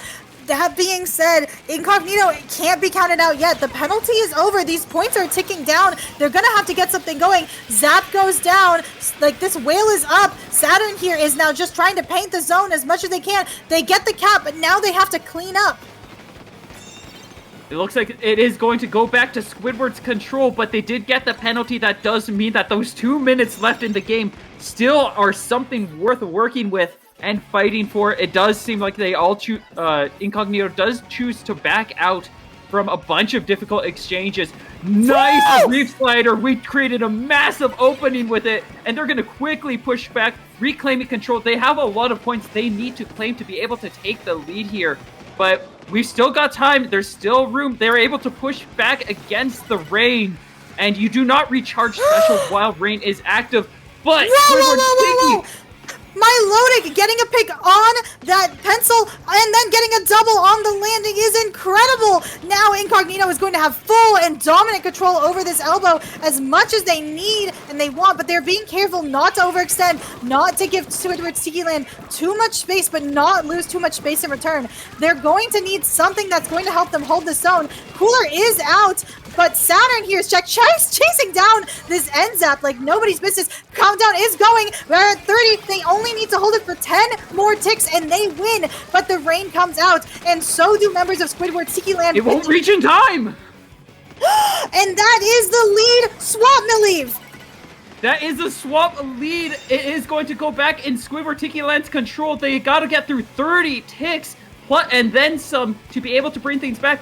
But they've got a huge control of the field. They've got the elbow, and they are pushing on. They are doing everything they can to just stall this out as much as possible. Make sure that Incognito does not get any in.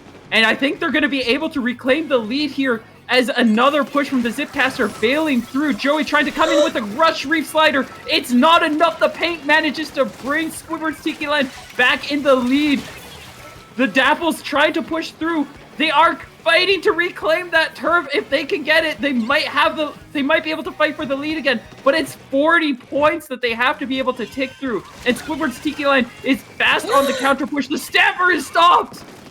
This is going to be a photo finish, Malieve. Tiki Man here is sharking, just waiting for the perfect opportunity to bring their Reign of Terror with that brush. That being said, they are zip casting to this pencil. If they can get that pick, and they don't, but now it's literally less than 10 seconds on that zone. Saturn and Sky are painting as much as they can. It's literally just the pencil versus a zap and a pencil. They can't hold it for that long, and that is game 4 for Squidward's Tiki Land. Way closer than I actually thought it would be.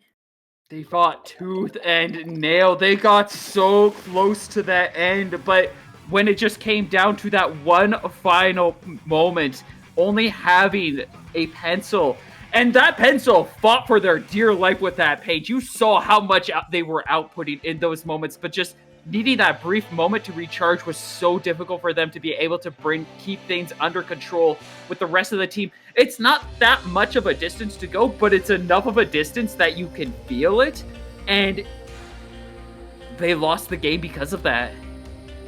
Right? Okay, listen, I'm gonna be so honest with you. This kind of hype is something I expect from my grand finals match.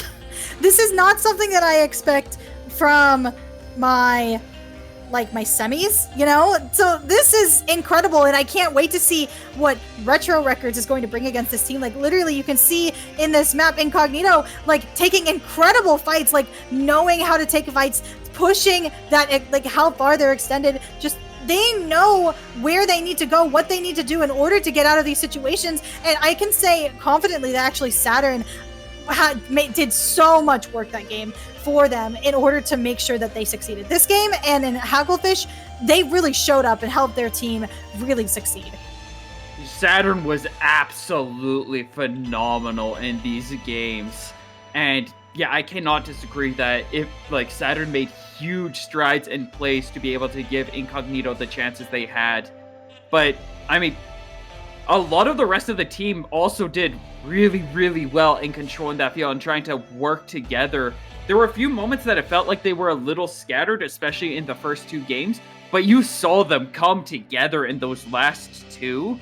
In Hagglefish, just that initial push and just momentum was phenomenal, and just the way they were able to recover and push back on Robble was absolutely phenomenal. It's just that it, like, Squidward Tiki had such a good foothold in those last few moments where they were just like, they went all in on Incognito's base just to stall them out for as much as they possibly could. Sounds good to me. That being said, we are going to be taking a quick break unless you want to, you know, hop off in a bit. Wait, I don't follow. Okay. We will be back after a quick break for grand finals.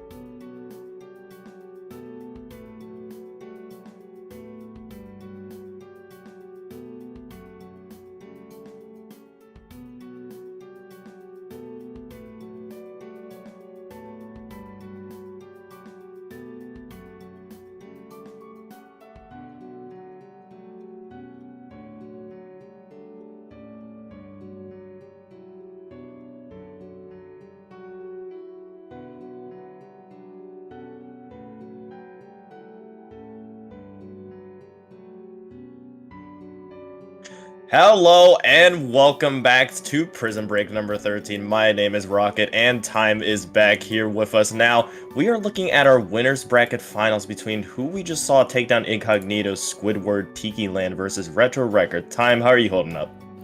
Oh my god, I think my voice is a little bit shot, but I can't miss this match. Oh my god, incredible. We've seen both of these teams before. Retro Records actually coming back, crazily enough, over, I believe, the other side of bracket. And Squidward's Tiki Land has had a really hard-fought way to get here, but they are trying to take it home.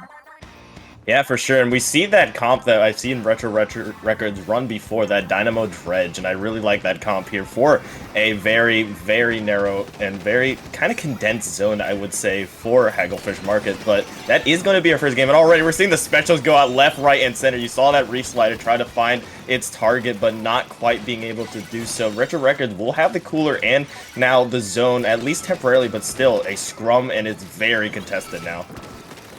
Yeah, for sure. Retro Records is one of those teams that they are pretty, confident in their weapon choice. They don't often change unless it's for a bit. Humpback, Rainmaker.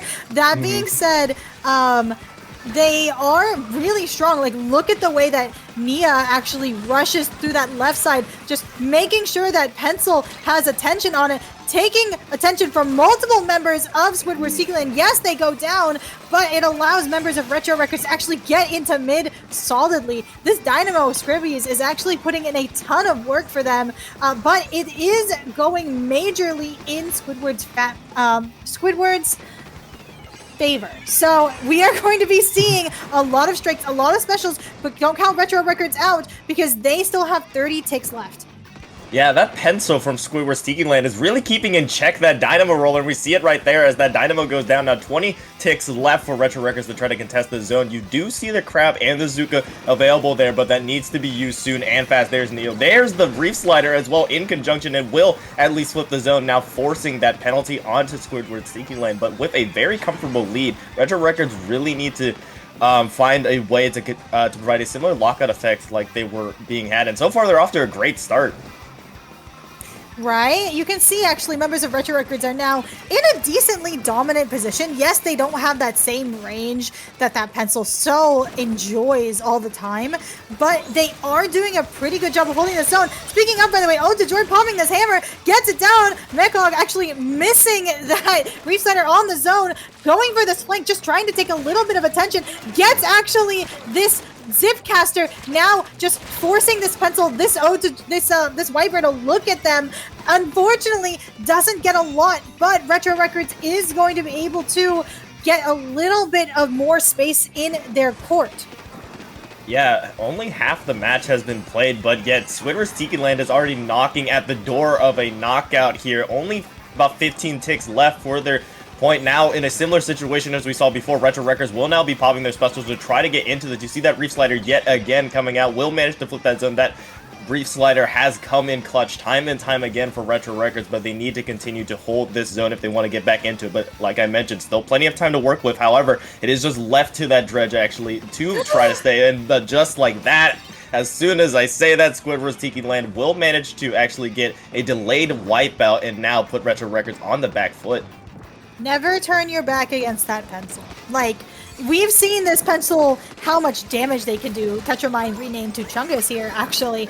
Lot of damage. Here comes this Crab, actually. Speaking of damage, but Squidward was ready for it. Popping strike immediately. Now this hammer is going to come in here and cause as much havoc as possible, but two members now down on the side of Squidward's Tiki Land. Even though they had 5 seconds left on the zone, they're going to hold it. Hold on, Rocket. A single tick left. Disrupted. It's a 3v2 right now, and Retro Records is going to try and bring it back from a lead of 1. Very slim. Now Retro Records have to get a knockout of their own if they want to get into this, but that's a good start with two members of Squidward's Tiki Land going down, but we've seen how well they've been able to punch back, but now an opportunity for Retro Records actually to continue this lockout here. We see Nia down there just trying to be that distraction like you saw earlier, but actually, they're still managing to hold strong despite now the tri-strikes actually going out now for Squidward's Tiki Land to try to contest the Zuzuka. Will find one target, but so does the Dreadbreaker. Will go down. You're seeing the specials here. You're seeing Tiki Man use that Zipcaster to try to be that distraction. The Stamp going out as well. Squidward's Tiki Land now with the zone and with strong control. With 30 seconds left for Retro Records and time is running out. Time may be running out, but Retro Records does have that cooler up. They do have the Zuka up, and they're going to pop it right away, trying to get a sneaky pick on the members of Squidward's Tiki Land, or at least force them out of this zone. 5 ticks left on this zone. They need to go for it now, and they weren't looking, and unfortunately, Squidward's Tiki Land takes it. And incredibly, again, this was relatively clean for them compared to that last game of that last set. Yeah, for sure. I mean, we saw continuously Squidward's Tiki Land continue to show why they are the #1 seed in this tournament, continue to show how they like to play, and just unfortunately for Retro Records, they weren't able to counter it with the same energy, but still, it is only one game in our 5-game set, so plenty of time for both teams to really learn from each other and really figure out each other's strengths and weaknesses. As we move on to game number 2, Clam's Museum. Now, this is a very, I'd say, contested map in terms of how people like to view it. I personally prefer other Clam Blitz maps, but what do you like about it, Time, if you like it? Oh my goodness gracious. This map on Clam Blitz, let me think about it for a second. Actually, I need to look at the map. Hold on. Oh, thank you. Wow, how beautiful. Museum Clams is definitely one of the clam maps of all time. I believe the first time I ever timed out a Clam Blitz game was in Low Ink on this map, and it was sure going, that's for sure. But on this map, really, if you can get a solid clam lead and you are able to hold your plat, which I don't see either team having a lot of problems holding their plat, it's just whoever gets that first score and whoever like bombards the enemy team with enough power is going to be the one who wins in the end. Now, Squidward's Tiki Land does have this very strong charger player, and they are probably going to go something like ZF or something like C Leader, which is going to be a huge thing because you can reach all the way across mid with that charger. That thing is really something to be looked out for. Continuous pressure, continuous pressure. That is what both these teams need to focus on if they want to get through this push. Now, Clam Blitz, as a reminder, it can be very, very volatile and very back and forth, kind of a your turn, my turn type of game mode here. Typically, what you want to get under is that 60-point threshold to really develop a first strong push, because afterwards, if you are unable to really get past that, you put yourself in a little bit of a difficult situation and allow your opponents to really have that pity clam to allow themselves to develop another push. But taking a look at the weapon combos, I believe we are remaining steady here. I think that crab splash is new, though, coming from Squidward's Tiki Land, but already we're seeing a very, very contested mid here as these teams try to get a feel for the map.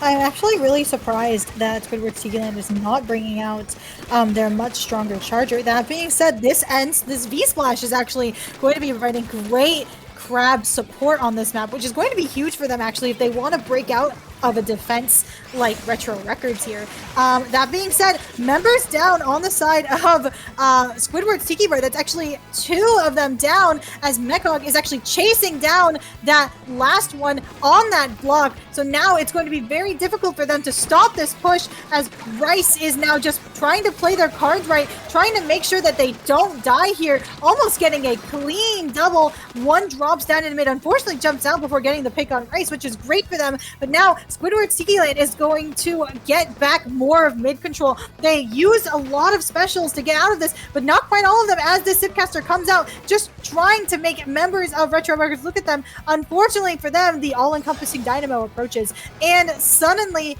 it is not so much in their favor anymore. Yeah, you see 3 balls for Retro Records on the map. 2 of them will dissipate, so you kind of think of a missed opportunity there, but they still at least will have that 1 ball to potentially develop a push. Now it is Squidward's Tiki Land's turn to get into a push. You see the pencil already posted up on that mid spinner, and we're seeing Retro Records trying to counteract that aggression with aggression of their own, trying to find a soft spot to open things up. 2 specials available for Retro Records to 0 for Squidward's Tiki Land. You see that crab being popped. You see the Zuka available as well to maybe apply some pressure. You see the jump starting to just fall back a little bit, and now actually Retro Records will be the ones to take control of mid here. A beautiful Zuka shot will actually snipe out that splash and potentially lead to that ball being dissipated, and you see the Reef Slider and the Retro Record members just trying to get in, trying to find an opportunity, but no, Squidward's Tiki Land will complete the wipeout, and now an opportunity presents themselves to get the first strike. Right? Oh my god, dude. The members of Squidward's Tiki Land are so strong. Like, you can see the way that, like, I believe that's Tickle actually just throws those hammers. Like, they know where they want to go. Look at how they're now pushing in with this crab, pushing in with the Zipcaster, using the cover of their team specials to get onto that play, get that first score of the game at 2 minutes left, doing something that Retro Records really struggled to do. Now that they're in a good position, they can be pushing that clam, but they know that they're going to go down if they do, and unfortunately for them, they actually do end up going down to Rice and Mechog. So now they're going to try and jump back and regroup just to make sure that they don't go down to this Dreadringer, just rushing their plat. Yeah, they have that Reef Slider available. That could be key into getting Retro Records their first score. 14 clams to their name to Retro Records 0. However, that Dredge will get taken out, but 2 balls, actually 3 balls available for Retro Records. One of them getting taken out by Demon. This brush is proving huge on this defense, and finds another as well. Will take out 2, and a third, continuing to show the dominance of it, and now completely just annihilating that push from Retro Records. Retro Records are forced back a little bit now, trying to recollect themselves, because that brush, they're just standing there and being that presence really delayed this Retro Records push and allowed the other members of Squidward's Tiki Land to come in. Which is honestly makes them out to be a very, very strong player. But Retro Records here is trying to coordinate a push here, just trying to get something going with these Zukas, with these players just in good spots. Unfortunately, though, Squidward's is actually just cutting through them like a knife with this Zipcaster, forcing them all the way back to their side of mid. There is less than a minute left in this game now, Rocket, and it's going to be really hard for them to get anywhere near that ramp. Yes, but you see the amount of balls that Retro Records has. I mean, you have 1 for every member of the team. There are 3 in the possession, plus that Pity Claim in the back. So if anything gives for Squidward's Tiki Land, you know Retro Records is going to hop on it, but no, nothing will give if this pencil has anything to say about it. 30 seconds left will cause 2 of those balls to fall, and now Squidward's Tiki Land are just trying to continue to extend this lead. The stamp is being popped, won't quite make the jump. It actually gets taken out themselves. 20 seconds left here. You see the crab being popped defensively, and now it will be down to 1 final push from Retro Records to try to even things up. It's going to be really rough for them, though. They get the clam in. Hold on. They got the lead. They got the double clams. They are almost all down except for this Doolies, and this Doolies is sharking on that ramp. They're just trying to get something going. Unfortunately, gets found out, but this is huge for them. Now, Squidward's is going to have to lock in like they've never locked in before in this kind of situation, just trying to get something going. They have this hammer out. They have members going down on Retro Records, but it is just barely enough. Unfortunately, they just need this guy on top and get the wipeout, and they get game 1 in a photo finish in overtime. What an impressive second half. Just the perseverance of them not taking that lightly and continuing to move in. I love how they played, just how they were able to. I'm kind of just at a loss of words. They were able to take that Retro Records push that they took in about the final minute, maybe even 30 seconds of it. They were able to take it. Now with the pressure of that, they were able to develop a very, very strong push and a very quick one in a short amount of time that really, I believe, just surprised Retro Records, because they were pretty dominant during the first half of it, that being Squidward's Tiki Land, that is. But once the defense cracks, they just took it, said, okay, we still have an opportunity to push, and they took it. It was a beautiful game. Honestly, like, last set, Rocket, was so intense, and this one is just as intense, if not more. Like, the photo finish was insane. The way also, by the way, that first push went out from Squidward's, like, just rushing that basket with pure force, knowing, oh, I know I can get through. Everything can happen here right now. Like, Retro Records, got a push just at the last second. And most of the time, you don't get that kind of thing. Like, that kind of situation rarely happens in games where you can come back from that, right? Like, it was so beautiful, for lack of a better word. But we are going to be going to game 3, which is Humpback Pump Track. Yeah, we saw how the phrase "it's never over till it's over" really work out for Squidward's Tiki Land, but that can also be applied for the set. Retro Records may be down 2-0 and have to complete the sweep to stay in it, but it all starts with Humpback Pump Track if they want to stay into it. It is a very, very chaotic map. I've seen, and I've probably said a lot, maybe Time you think the same way, but it can be very, very chaotic because it is a basically Coliseum, an ink bath, whatever you want to call it, a tsunami in mid for that control of that Rainmaker. Players can pop out left, right, and center, and we're seeing already a change of comp. I believe that is a range blaster we're seeing. On the other side, we see Retro Records sticking with that same comp, but I like the changes a lot for Tiki Man switching to that CRB and the Splatana as well. I respect them for this change. Honestly, these are weapons that aren't like the Stamper is not something that I typically see on this map. Like you don't really see that, right? Like Brush is just so much better, but they have confidence in their comp that things are going to work out, especially with something like a Burst Bomb with this blaster actually just killing everybody on the side of Retro Records, able to now start a proper push for this checkpoint. Nia here accidentally drops, has to jump back. This like Zipcaster is cutting through Retro Records and lets Squidward's Tiki Land get this checkpoint, but they all basically wipe here, and now it's Retro Records' turn to come back. They have a Reef Slider, they have this Crab out, and they have this Zuka ready. Like, they're getting this checkpoint, and they're going further than that. You can see Mekog rushing in with that Reef Slider just a little early, allowing their teammates to get that checkpoint, and now probably even further as this cooler comes out. Going absolute turbo mode here, already punching back. Retro Records now in a great position to try to recollect themselves to continue this push, but we're seeing the use of the blaster here just to try to delay a little bit, trying to play keep away, trying to poke at these members of Retro Records. It will force the Rainmaker to reset into mid, so now an opportunity for Squidward's Tiki Land to try to contest this yet again. They are down one member, so maybe have to play things a little bit carefully now, especially since you see that Dredge has Reef Slider available to potentially get a multi-kill if they're not careful. You see the cooler being popped by Squidward's Tiki Land as well, and you see that Reef Slider not quite being able to find his target, but two members are down for Retro Records. Now an opportunity for Squidward's Tiki Land to take this and potentially go further. It's going to be a rough ride for Retro Records as, yeah, Squidward's Tiki Land is actually doing a great job of trying to hold down this elbow here. At the very least, right, like put themselves into a position where they can hold elbow. But Scribies is going to be backing up this defense here, like just using their dynamo really to have such a strong effect on this area. But here comes the Reef Slider, doesn't get the pick as now Tickle is rushing through with the Zipcaster, just taking as much attention as they can and going down. It is just Saffron on this pencil, and they're backing all the way up. Unfortunately, going down to Nia with this Crab Tank. Now, this is a perfect time for Retro Records to take a ton of space. Yeah, half the match left, still pretty even score, but this could change really fast if Retro Records can't find the opportunity. You see the Kraken being popped, though. The lead will be switched. You see Scribs dancing around masterfully behind and around that Kraken, will allow the lead to extend now down to 37 and continue with this. Now, you see Squidward's Tiki Land are able to actually regain some space, allowed to kick Retro Records out of their bunk here, and now an opportunity for the Rainmaker to reset. 2 minutes left, still plenty of time for Squidward's Tiki Land to get back into this to continue the sweep, but Retro Records are definitely not going down without a fight at all. Yes, oh my god. The Reef Slider on the Rainmaker shield gave me flashbacks to our previous set, just where they would literally Reef Slider into Pop Rainmaker, into Reef Slider into Pop Rainmaker, like 3 times. Incredible stuff, by the way, like an insta-pop.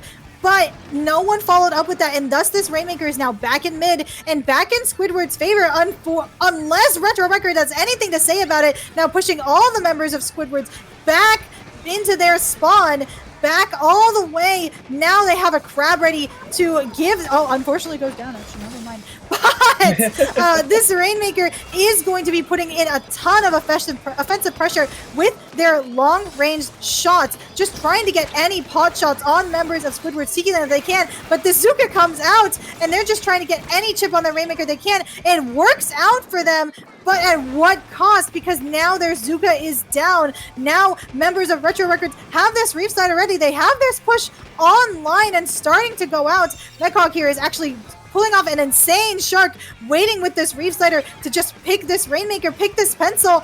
Like, here they are now, coming back into mid. Retro Records with that Zuka online, too. Like, this crab did insane work for them. And now here they come. Scriby's back with that Rainmaker. Mechhawk here, gonna have that Reef Slider ready. Unfortunately, does drop, but here they come.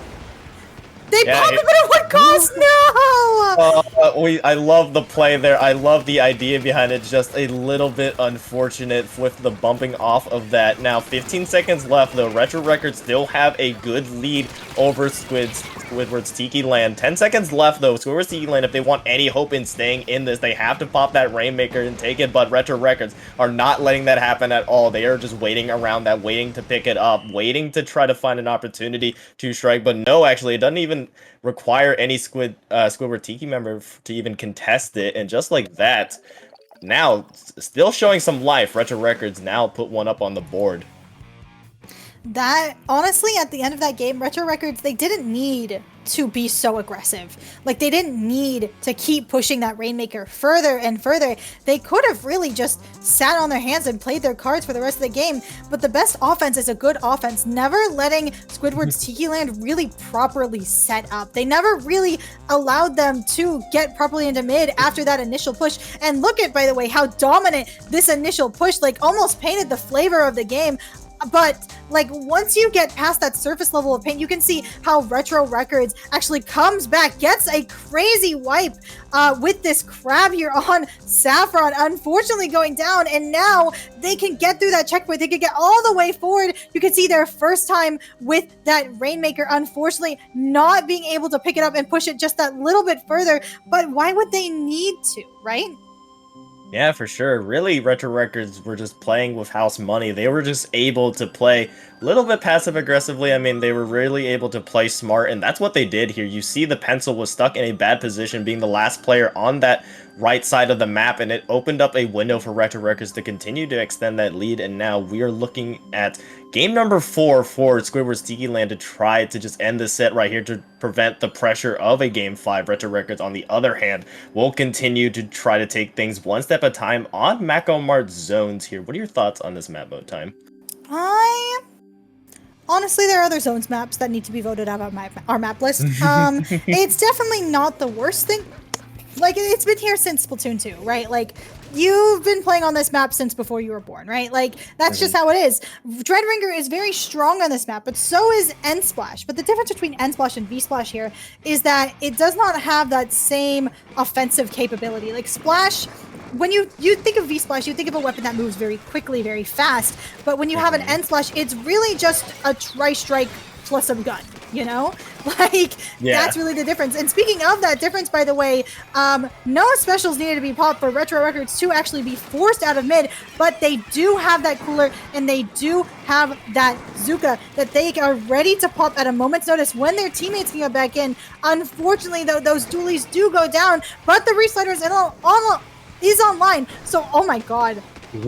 It's just pandemonium and bloodbath back there, but actually Retro Records will find at least some life now. They have that crab being paused by Nia, but it might not even be enough here because we're seeing Squidward's Tiki Land continue to apply the pressure. Now 2 players down for Retro Records. They are staggered and dazed. They need to recollect themselves a little bit. They have an opportunity now to do so because the pressure by Squidward's Tiki Land has been on point, but they do have that Reef Slider. That key Reef Slider needs to come out at a moment's notice here. 10 ticks left. It needs to get onto the zone, but no, it gets canceled. It's huge coming from that brush, and that will just about do it right there. That's all it took. The brush to take out that Reef Slider secures this set for Squidward's Tiki Land. What a dominant force we are seeing in that exact game. Like, when you know exactly what's going to come, you can literally just pre-camp where you know that Reef Slider is going to come out, because that's the only spot where you can Reef Slide and get to the zone immediately. Like, talk about, right, knowing what your opponents are doing and knowing their strategy. it was so, it was, I honestly, it was so fast. Like, we panned up, we saw this bloodbath happening in Retro Records spawn, and it's just so hard for them to get back in once they're fully out, right? Like, it's really about knowing the game and knowing your opponents and knowing what they want to do, like, right there. Part of it really is Retro Records just couldn't get on those stacks fast enough. They could not get back to those key areas in mid without like losing their composure. And evidently this made Squidward's Tiki Land win the set.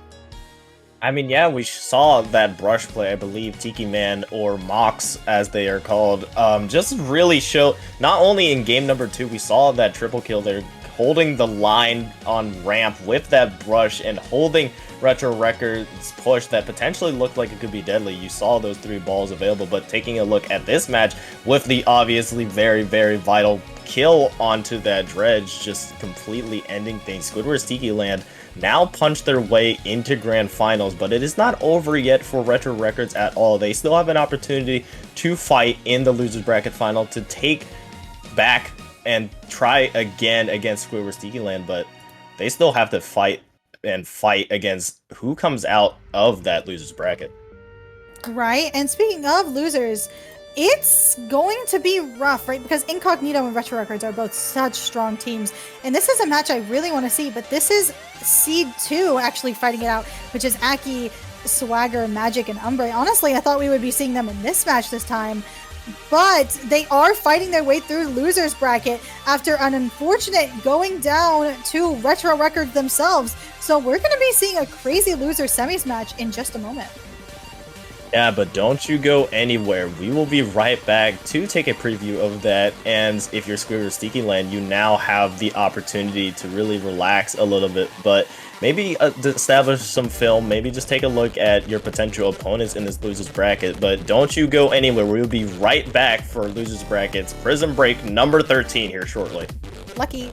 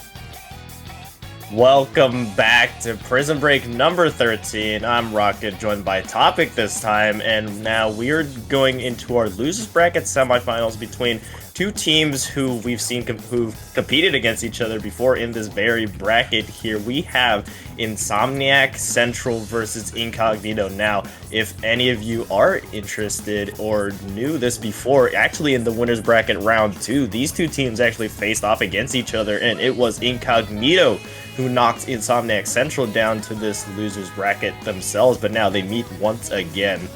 So what you're saying is a bit of a rematch? Yes. Rematch in the books, rematch for 4th place. Storylines. We love storylines. But yeah, we're just gonna jump straight into things. No more discussions. Let's see what these two teams bring for us on Hagglefish Market Zones.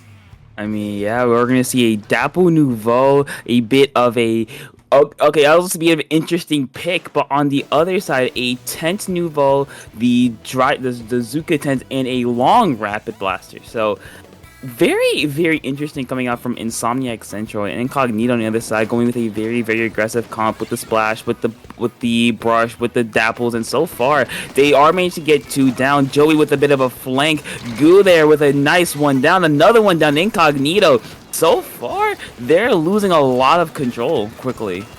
Yeah, but being able to punch back just like that, now it's down just to left to the Ten Umbrella, but they still hold firm here. Tenor has that Trizuka just trying to remain firm and trying to be that beacon for the rest of Insomniac Central to get back onto the zone, but it will not be able, they will not be able to hold on to it much longer. It's Incognito now with a stronghold. Tenor, though, still on that Ten Umbrella, still trying to make their presence known, trying to get the backstab onto that pencil, and they will now with 3 players down. Insomniac Central with a quick punch back. Yeah, and I think the biggest hurdle for Incognito is gonna be Tent. It's just a wall. It has the Zuka, it has the mine, so you can't really sneak around. So if you're Incognito, you really want to deal with the Tent player as soon as possible, as we do see them pop a Zuka to try to force Incognito back even further. But Incognito getting 1 down, maybe a push starting for them. The strikes are gonna come out, but unfortunately the Zipcaster user is gonna go down. Widow here is gonna be forced back by that Rapid Blaster, gonna go down eventually. Joey here trying to go in, it's not gonna work. They're gonna go down as well. Incognito going down one after another. The Zipcasters are gonna go down as well, and Insomniac not looking to let go of zone.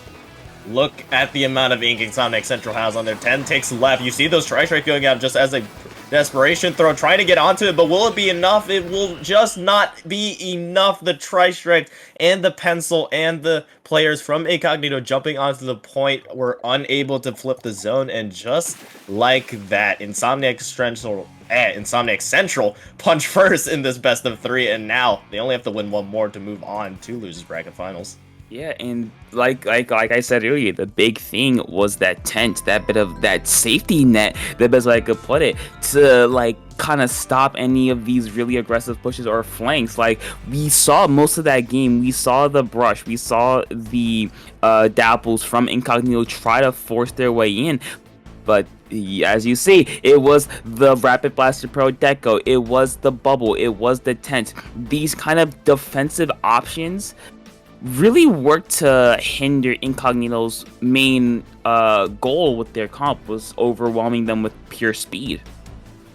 Yeah, but not only that, we saw the utilization of the shields. We saw that Junior with the big bubble, of course. You see the Ten Umbrella, and the combination of those two things just allowed for a large area of protection onto the zone that allowed the other 2 weapons, such as the Rapid Blaster Pro, to really operate with the safety, knowing that they could really just stand wherever they want and just play Pokken at that Pokken while in the middle of that zone without having any fear of like any backstabs from any sharks. But now Incognito tried to punch back in Undertow Spillway Rainmaker because this is their tournament on the line now, Topic. Yeah, and I don't think they're playing Pokken, because Pokken, that's a fighting game. That's not a shooting game. No, I didn't even realize Pokken was a game. I meant like poking at them with the range of it, but... Oh, you don't know Pokken Tournament? The greatest Pokemon fighting game that's underrated? That one. Yeah, that Yes. one. That one. Yeah, but back on topic. Yeah, I think Undertow, this is Incognito's mode. We saw them run the dapples very fast. We saw them run the brush very fast with the Zipcaster. I think they can really abuse how quickly you can get to that first checkpoint.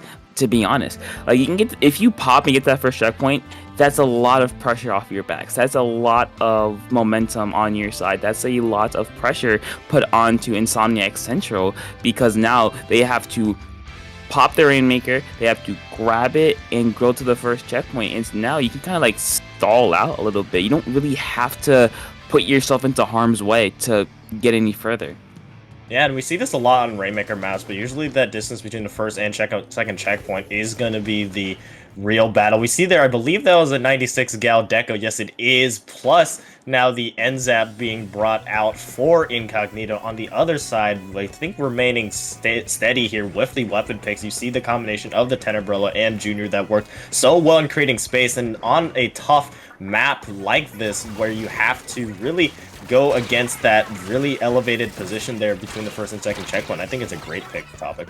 Yeah, but actually there is a weapon change on the side of Incognito. They do go with the Rapid Blaster Deco, the Inkjet one. Looks like they don't really have a chance to use it as Insomniac Central with a quick wipeout, getting all the way to that first checkpoint on that left side. Tenor with a nice Zuka shot, getting rid of their Zipcaster user just in time before they could pop it. And Insomniac Central setting up on this left side, making it very, very difficult for Incognito to get anywhere near the Rainmaker. Yeah, going around this horseshoe route, the 10 Umbrella Shield will actually fall and actually leave that Insomniac Central Rainmaker carrier vulnerable, but continuing to keep up the pressure. 2 players down for Incognito, so the window is not closed yet for Insomniac Central to continue this EDC. Red trying to get a flank will get quickly shut down here, but the push continuing to go, being led by Tenor on that 10 Umbrella. You see the Zuka being able to shut down that Zipcast, and now down to 20 ticks. What a great push, and they're still not giving up yet, Topic. I mean, they might have to right now, as a very, very clutch triple kill by the Kraken is gonna give Incognito a lot of space to work with. Now, you saw what happened. You have to get down to 19 to really threaten Insomniac Central, but so far they're having a good start, getting 1 down, getting 2 down actually, as Tenor trying to play some defense. They're going down as well. Widow just gonna run it forward, and then they get the Rainmaker pop, but not a whole lot of support coming behind them.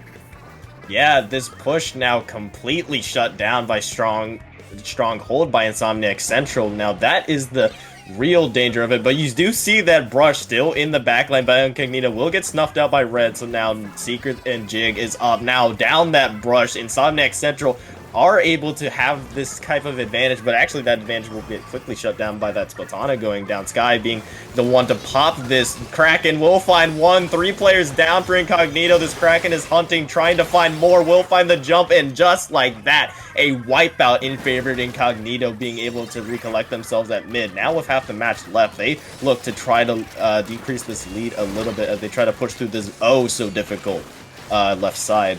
Yeah, but that's a good start, getting rid of the biggest obstacle, the Tense Umbrella. As you saw, Tenor did go down, but unfortunately for Incognito, a very, very quick response to make it super hard. And like you said earlier, this left side is a challenge. Widow is just going to run it forward. Hold on, they're going to take the lead, a very close lead. No one in sight. Incognito getting down to 7 will knock it out after a very tough opening act. They just came back and said, you know what? It took 1 wipeout on the side of Insomniac Central. It took 1 bad team fight, and that was all she wrote. I mean, that's the nature of Splatoon, right? Like, you give up, you waver just a little bit, 1 opportunity, that's all it takes for it to really snowball and steamroll out of control. And we saw Incognito punch it back right there. This is the beginning of the match. First 30 seconds where Insomniac Central were able to develop that really strong push, and it looks like a very tough lead to climb. And I thought Incognito were going to have to keep banging their head against this brick wall to try to get in, but a crack in that wall really opened, and just like that, they ran like a bull straight through there and got the knockout. Now still showing life in this semifinals in losers bracket. It will all come down to game number 3, Topic. I mean, yeah, but as we've seen from Incognito, it really, I think, just from Splatoon in general, it only takes one team fight to completely flip the map. Because for most of that game, you could say it was in Insomniac Central's control.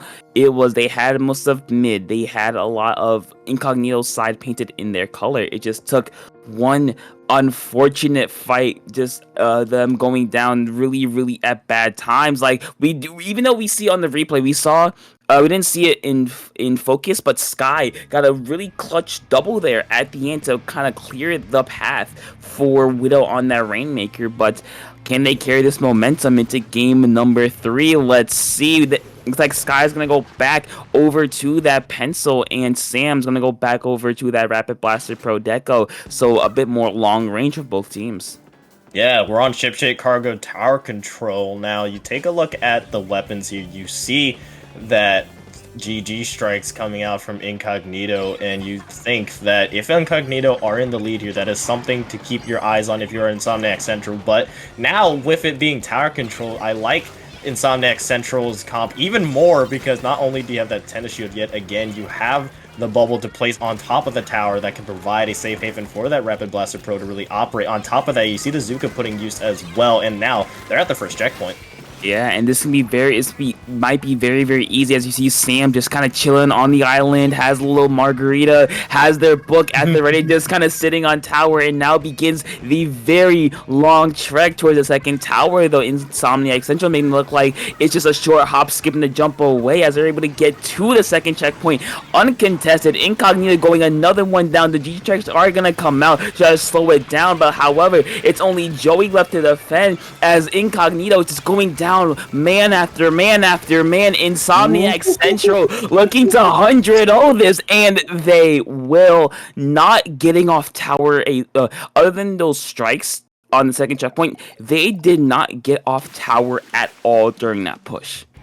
Start to finish, they got knocked out, and they said, okay, we can do it as well, and showed up, not even allowing any time for Incognito to breathe. Now they punch their ticket into losers bracket finals. What a comeback in the set term, but we saw how competitive the set was from both of those other games. But now Insomniac Central really just said, okay, no more messing around, let's punch our ticket into losers bracket final. And we saw it here, the continuous pressure they were able to implement, and their ability to just constantly not allow Incognito to really recollect themselves, as they were super staggered, and just force them to throw themselves onto the tower. Now Insomniac Central will be facing Retro Records in the losers bracket finals for a chance to make it back to grand finals. Yeah, I mean, you know, this is Insomniac Central basically saved their tourney run. GG's to Incognito, but they got one more team to go through before they get even a chance at grand finals. So stick around. We're gonna take a very quick break, but we got losers finals coming up, and our potential challenger to our guy in grand finals.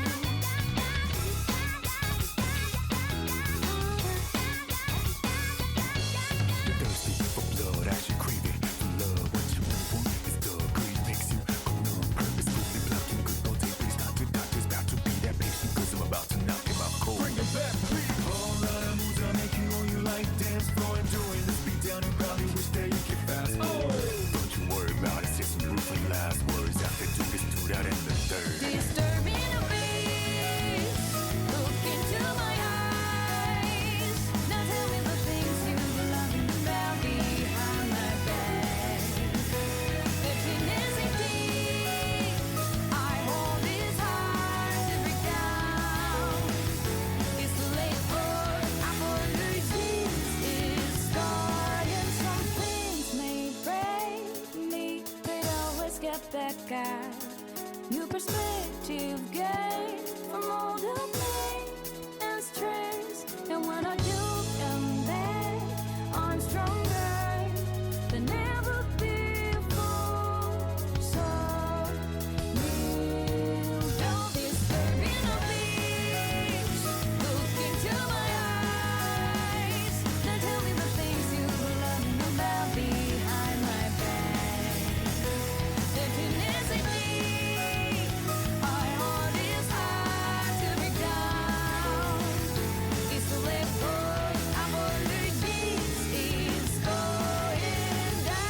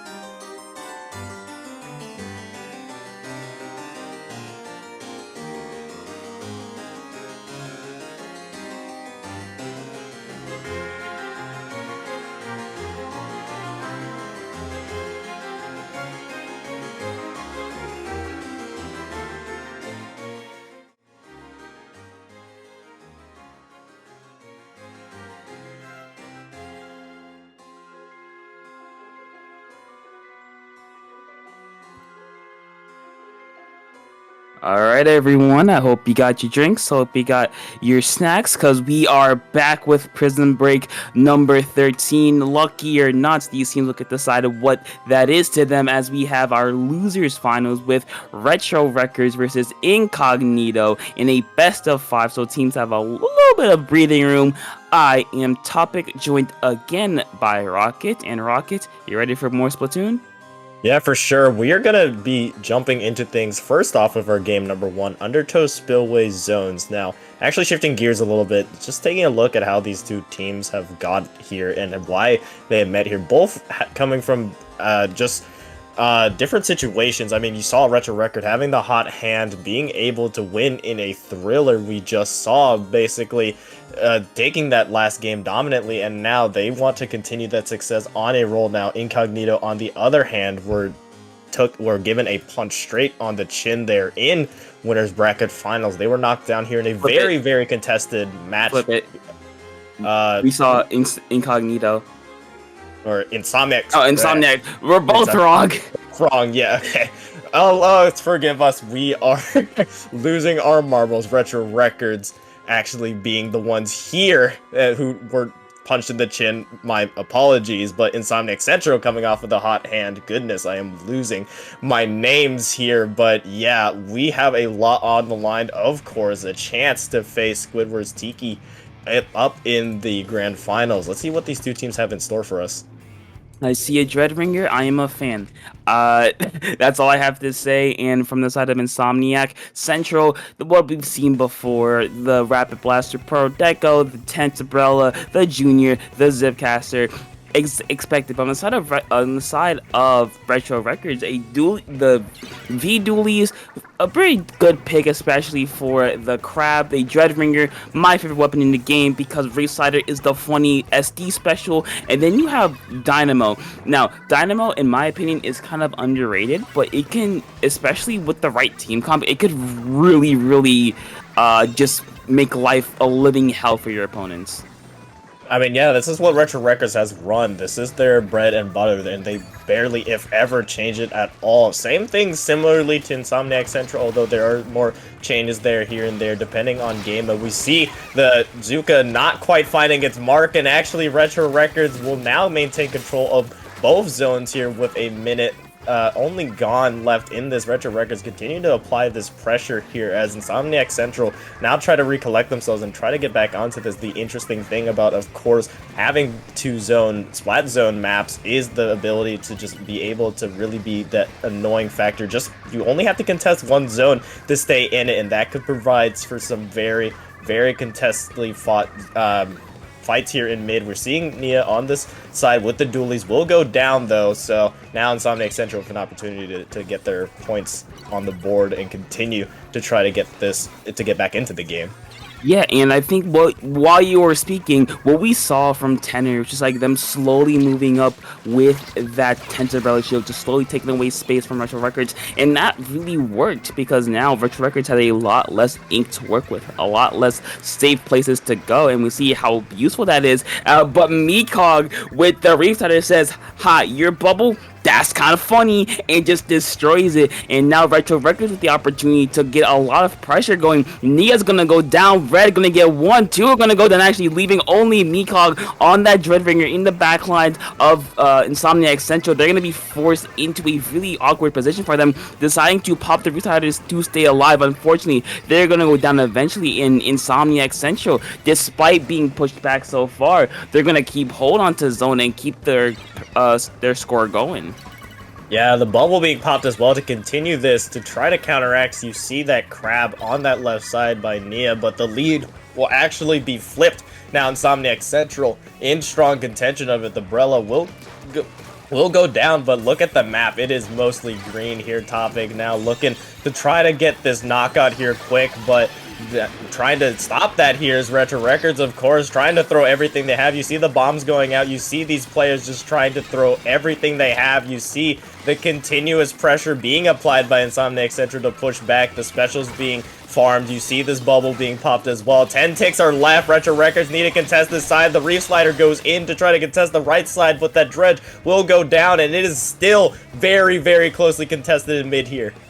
I mean, it's very closely contested. Red getting 1, getting 2. The Retro Records will get wiped out, but thankfully for them, they got the penalty onto Insomniac Central. Even for just a second, they got a very, very large penalty. So now they have the opportunity to kind of regain themselves. Tenor with a nice shot, though. That's a bit of a bummer for Retro Records, but they have the opportunity to regain themselves, try to rebuild their forces. Meekog trying to go in here. Nia popping the crap. That's gonna get shut down. And now the forces of Retro Records are all together trying to go for zone. But Tenor trying to be a distraction is gonna work. They're gonna go down, unfortunately. So giving Insomniac Central more opportunity to get points on the board. Red are gonna go down eventually, and that will be Retro Records taking control of zones.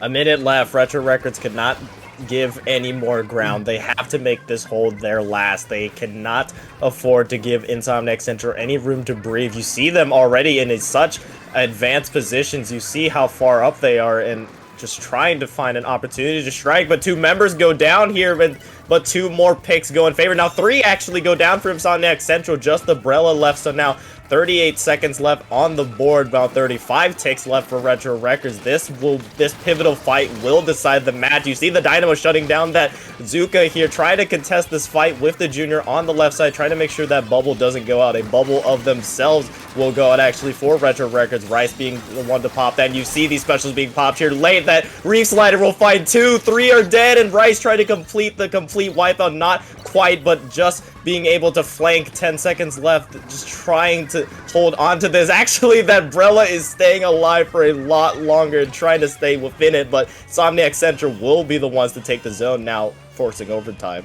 That was a very, very clutch Zuka from Tenor. They're just giving enough time for the jumps to come in and get the kills they needed just to flip the zone. And now Retro Records have a little bit of time, but not a lot. They have the bubble. They have nice shot there by Tenor, but they still have to deal with that reef slider from Mikog. That's gonna be very, very dangerous. Never mind. Mikog's gonna go down. Nia's gonna get one. Goo on that left-hand side is gonna go for the crab to just disable it for as long as possible. But Retro Records gets the right zone. Mikog with the reef slider is gonna get the left zone, and by 1 point.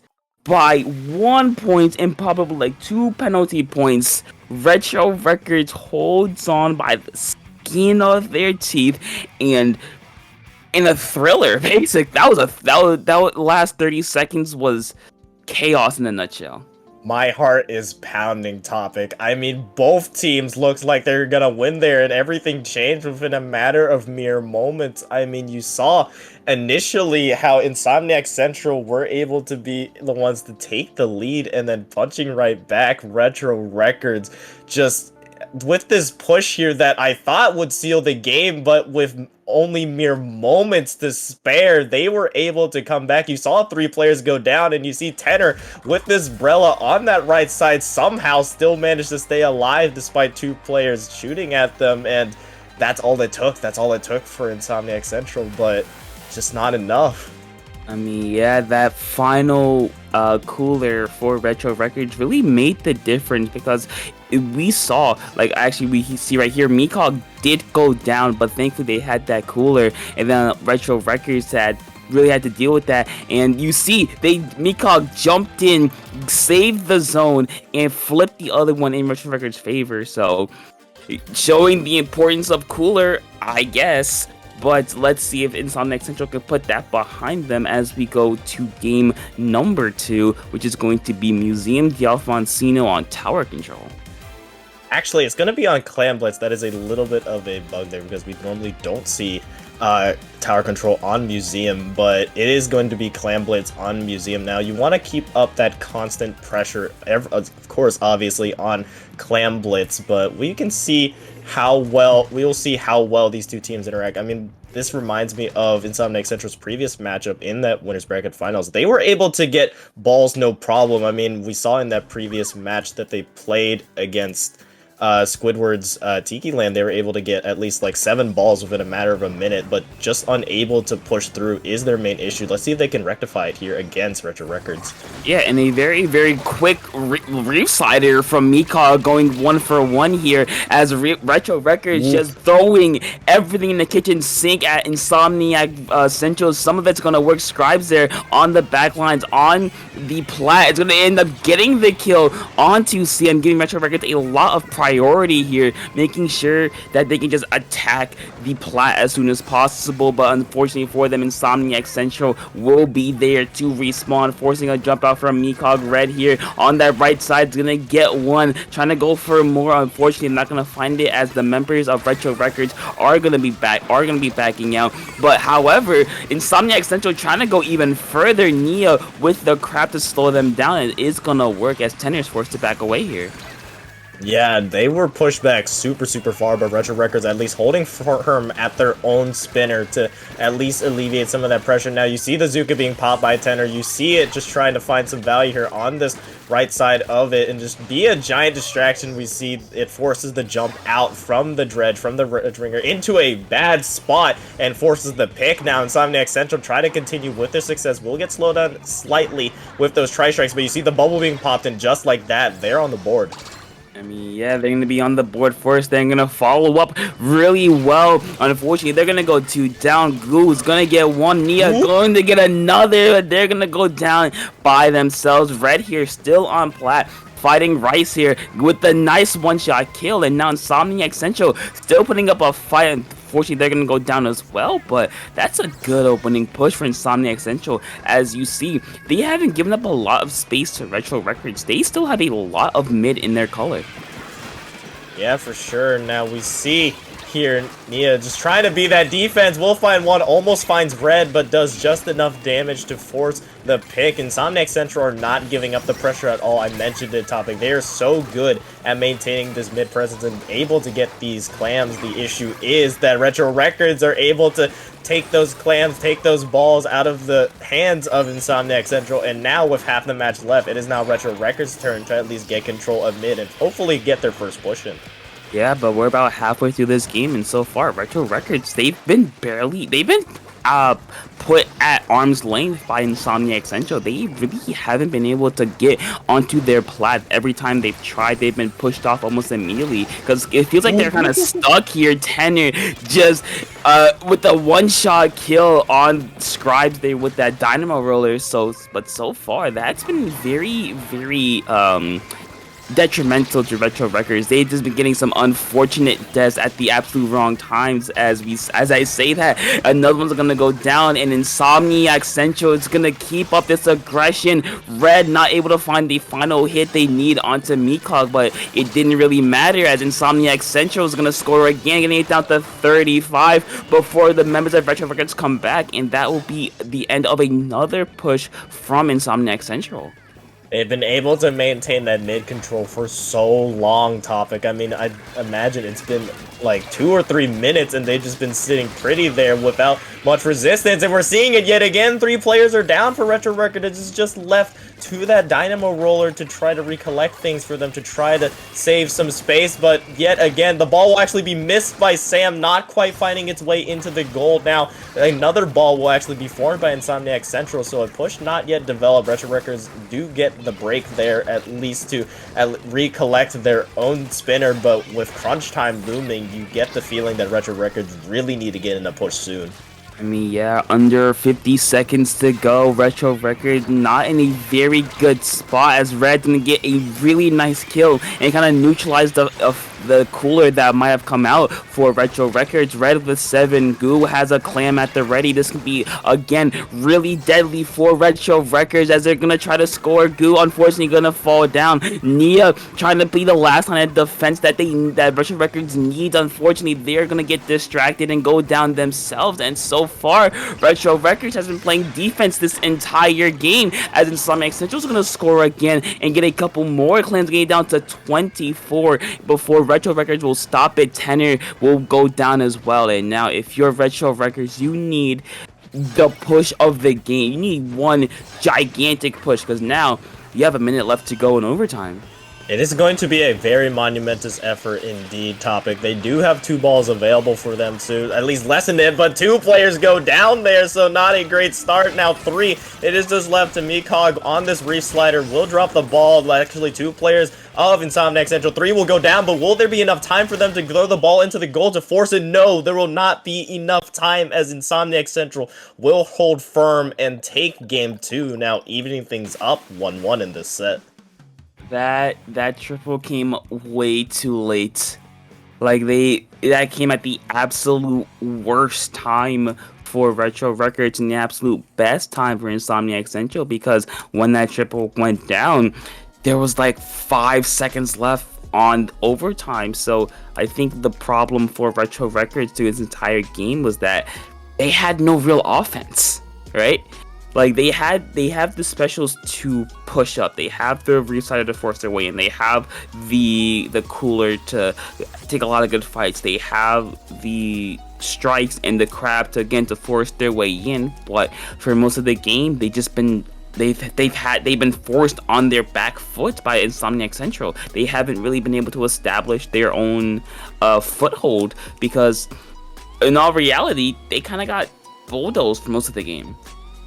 Yeah, and this kind of has to do with the amount of spacing that Insomniac Central are allowed to utilize. I mean, you have the Junior with the bubble, and you have the Tenebrella. These narrow passageways towards that goal are narrow, narrow, narrow. They are so small that basically the entire Brella can just cover it, and obviously the bubble can as well. And we saw them really utilize this to maintain their pushes, so definitely something that Insomniac Central likes to specialize in, and something that Retro Records now, with 2 games played through the set, are definitely sure to notice. Now we move on to the chaotic nature of Rainmaker, and what other chaotic map to join it with Humpback Pump Track. I mean, I expect some massive swings of momentum from one side to the next, because in all reality, that first checkpoint, it's hard to break. It's kind of hard. No, how to say it? It's not that hard to break through, but it's hard to maintain.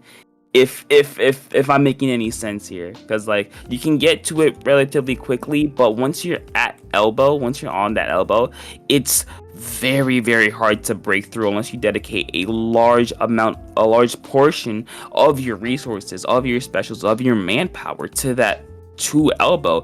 So I think we could see this game kind of stall out there for the most part. I wouldn't be surprised if it took until like the last 30 seconds for anyone to even get past that point.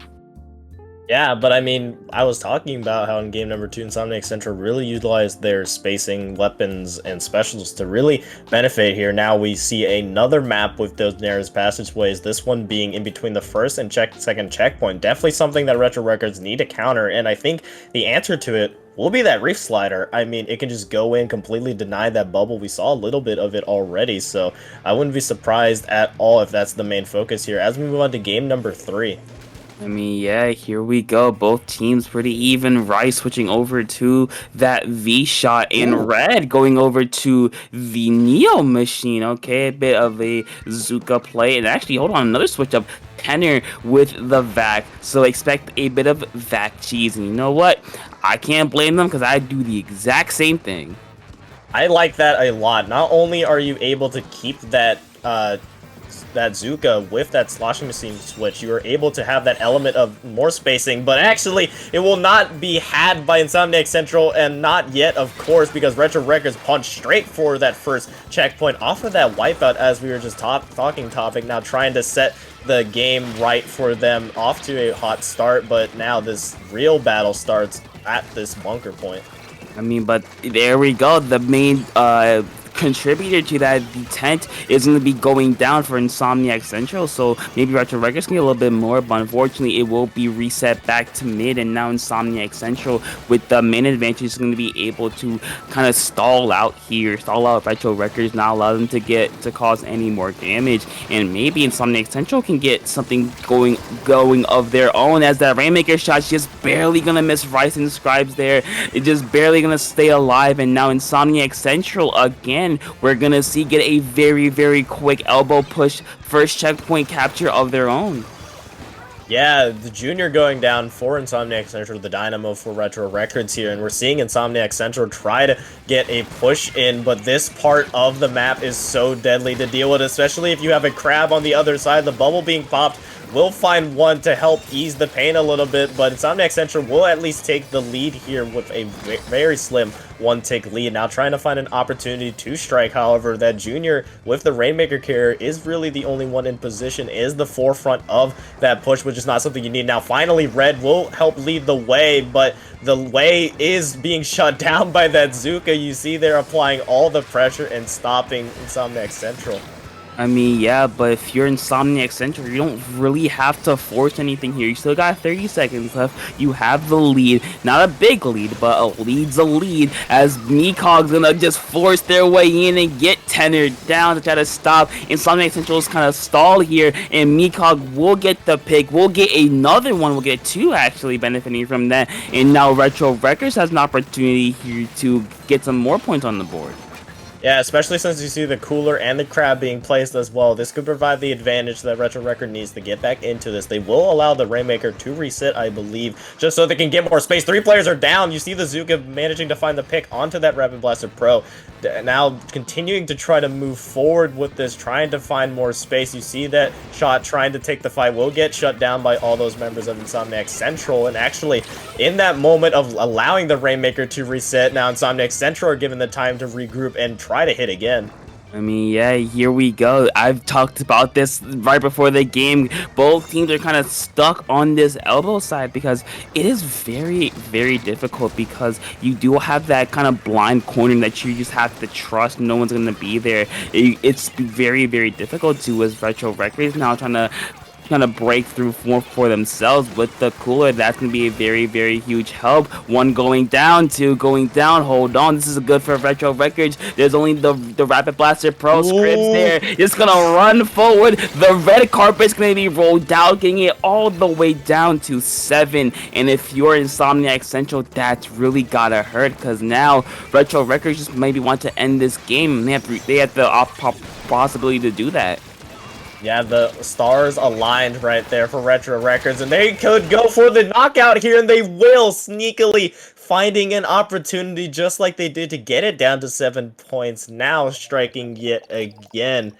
The continuous sneaky push. Be on the lookout for Retro Records. I mean, most of that game, it was stalled for like, what, 2 minutes? I want to say for about 2 minutes, it was 60 to 53. And then we talked about it in the last set. We talked about it earlier in this set. What did it come down to? One bad team fight. One bad team fight for Insomniac Central. And then they just lost the game. But you know what? That's just Rainmaker for you. Just big swings of momentum. If you lose a fight, you lose a lot of ground, you lose a lot of specials. And then Retro Records, credit to them. They capitalized. They took it. They ran. They had the opportunity to do it, and they did it. They just did what you're supposed to do. Yeah, you can see the enthusiasm and the chip on the shoulder of Retro Records and their eagerness to get back and try to find revenge against Squidward's Tiki Land, who waits the victor of this set. Now, if you're Insomniac Central, it's not over yet. You can easily punch back on Zones, Barnacle, and Dime here. What are your thoughts on this map topic? Because I can kind of assume how this match will be played out. As assumedly, we see similar weapons, obviously, with that Tenebrella and Junior, plus the Reef Slider on the other side. I mean, you took the words right out of my mouth. You got the tent, very, very big. Very, very big for Insomniac Central. You got the Junior, very, very big for Insomniac Central. You can put it in the zone or just ahead of the zone to put a barrier between yourself and Retro Records attempts at the zone. You got on the other side, you got the Reef Slider. It's Reef Slider. What else can I say? You press a button, a giant explosion. You get the zone or not. So I would expect very minimal changes. The only thing I could really see is Sam switching over to the Rapid Blaster Deco, the Inkjet one. But other than that, I expect the exact same comp. Let's see if we're right. I'm also expecting Tenor to go back to the Zuka-brella as well, just for the sake of allowing Red to get back onto that Splatana Stamper there. And now we are seeing what we've seen from both these teams in terms of comp. That Crab by Nia is going to be super, super vital for Retro Records, because this is where it really thrives here. But we're seeing already they're being forced back, and now Insomniac Central will be the ones to at least get the first scores onto the board, as the members of Retro Records will clump together, actually losing 2 members there, and they will be forced away. I mean, yeah, they're just jumping to each other, and they're gonna go 3 down eventually. You know what? Sometimes jumping back to base is the best option, because now Retro Records are going to be forced back, but thankfully for them, they have 3 specials. They have the Crab, they have the Zuka, never mind, no Zuka, never mind, no Crab. They do have the Reef Slider, but Meekog and the Puppet stay alive. They're going to get 2, but unfortunately for them, they popped in a spot that cannot affect the zone, as Insomniac Central getting it down to 23 on their first push. Yeah, continuously on a roll here. 15 ticks left. 13 ticks now will eventually get taken over, as they will lose some steam on that hold, and now Retro Records will be able to recollect their pieces. They have a good opportunity if they want here to take the lead, as well as they don't have any penalty points to worry about, so not a lot of really time that can be wasted. But we're seeing already that Insomniac Central are not going to give this up. They're not going to allow Retro Records to get themselves back into this. As 3 players go down, Insomniac Central, just like that, off of 1 team fight, will retake the zone. Yeah, and I think what helped out Insomniac Central is that Retro Records kind of overextended a little bit. They kind of took fights that they assumed that they won and they just kind of lost those fights as Red's gonna just go in and go down. But yeah, I think Retro Records just kind of had a few missteps there, and that kind of led to that hold getting destroyed relatively quickly. But Retro Records with a 2-man advantage, Tenor gonna stay alive and actually get a nice one shot onto Nia there to kind of hinder Retro Records' attempted pushes. Tenor jumping right back into the fight. They're gonna go down, unfortunately. Zgu there is gonna be forced to jump out. Red is back in the fight. They're gonna jump into a really bad spot, and now Retro Records are gonna try to hold to lockout Insomniac Central, but it's gonna be very, very hard because of that Rapid Blaster Pro Deco.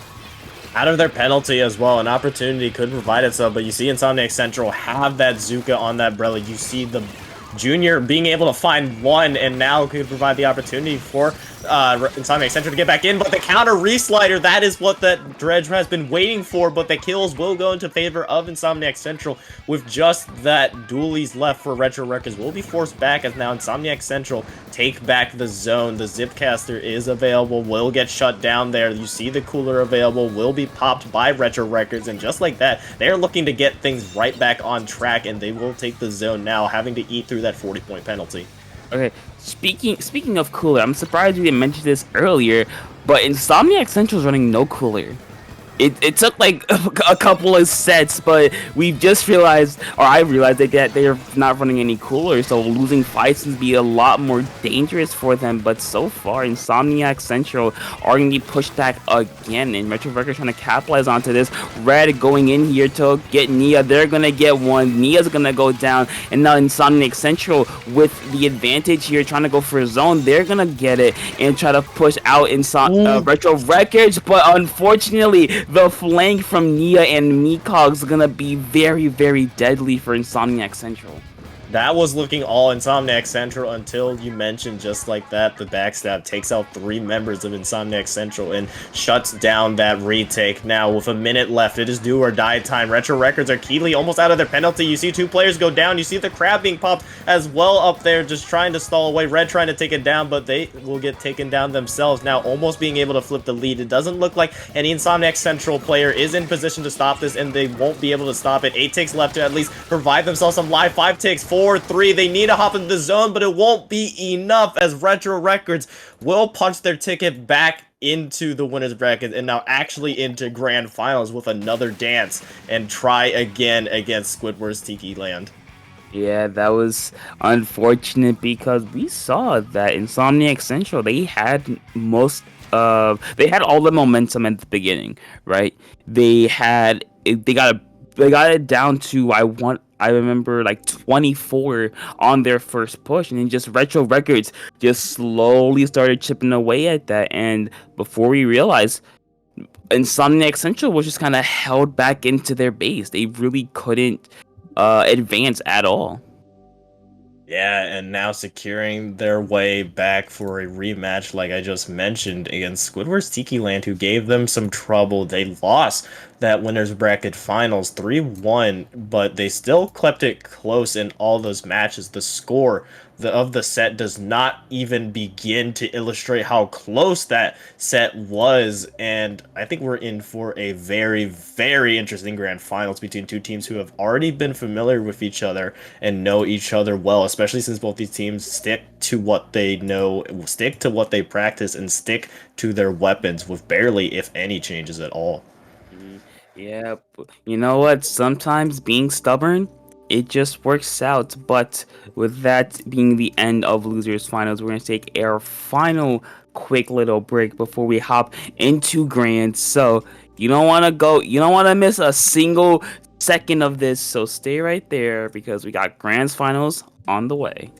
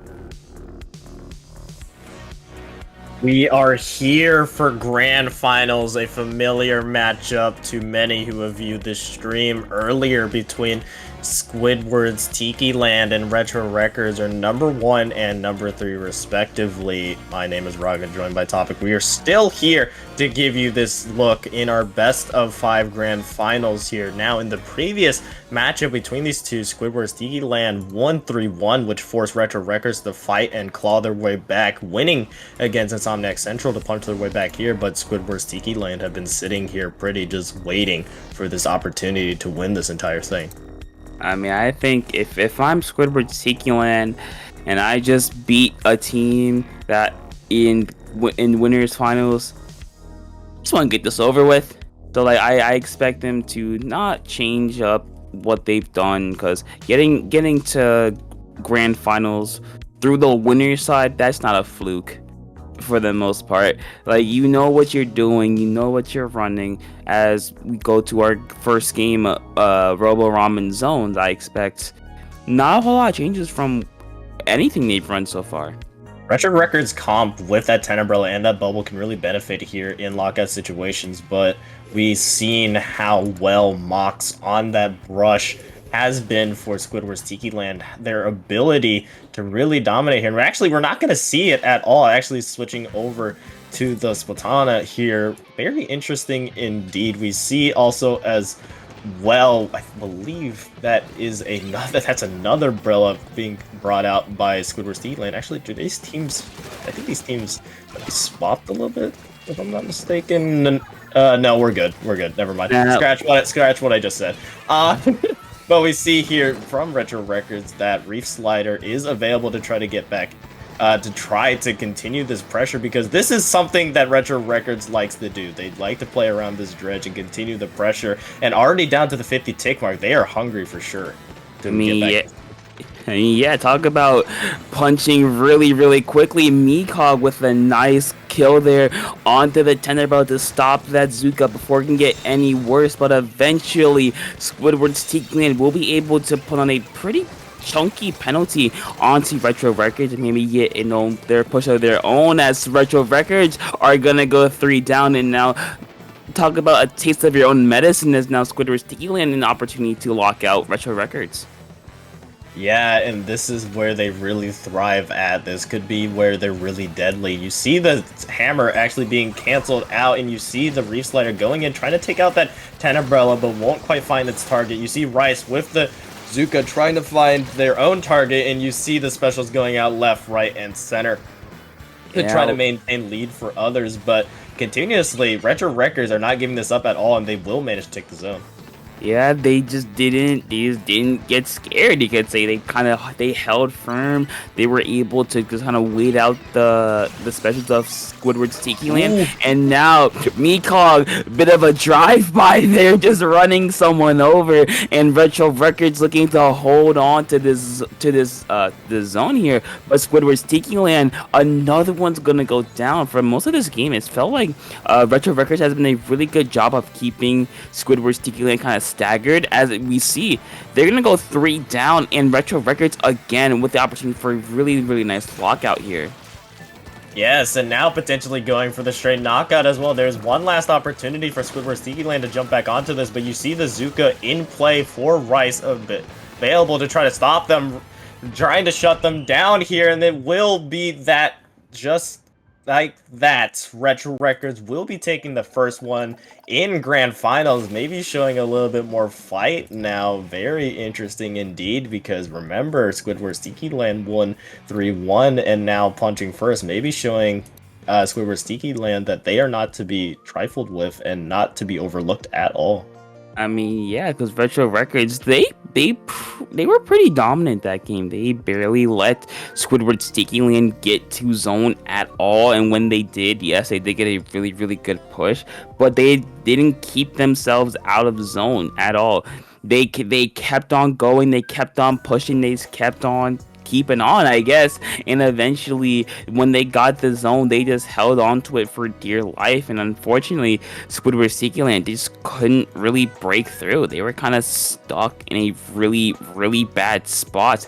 But we're going to see if they're able to kind of learn from what happened in that first game, kind of take what happened or trying to adapt or use what happened in the winners finals to kind of shift the momentum as we're going to go to tower control on Inkblot Art Academy. Yeah, something interesting as well. Squidward's Tiki Land doesn't usually change their weapons a lot, and we didn't see the brush at all that we normally see coming out from Mox, but instead going on to that Brella, which is very, very interesting. Now, I like the play of Brella a lot, especially on that map, but just not enough. Now we move over to Inkblot Art Academy Tower Control. Now, this is quite literally pushing up a hill, the game mode. I mean, you have, not only in the sense of it being tower control, but because of the elevation disadvantages you are with each level you're pushing up near that first checkpoint, near the second checkpoint, and most definitely towards the goal.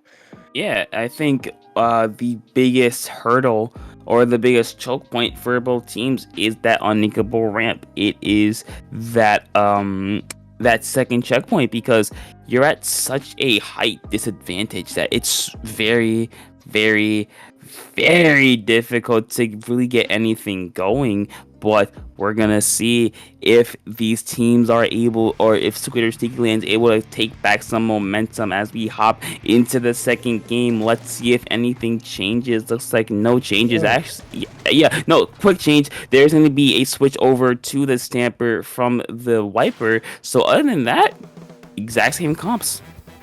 This is very interesting indeed. I believe Mox has been subbed out maybe for Goji on that Tenebrilla. That might be why we aren't seeing the brush anymore, but very interesting indeed. Maybe it could provide a different wrinkle to Squidward Tiki Land's comp that we haven't seen before. We're seeing it already being put to use to apply some pressure, but not enough, as Retro Records will be able to snuff that out and will be able to pop Cooler off of the back of that now with a one-player advantage, make that two, and actually players just falling left, right, and center. Retro Records with the paint advantage are continuing to move forward, especially with this Dynamo Roller paving the way.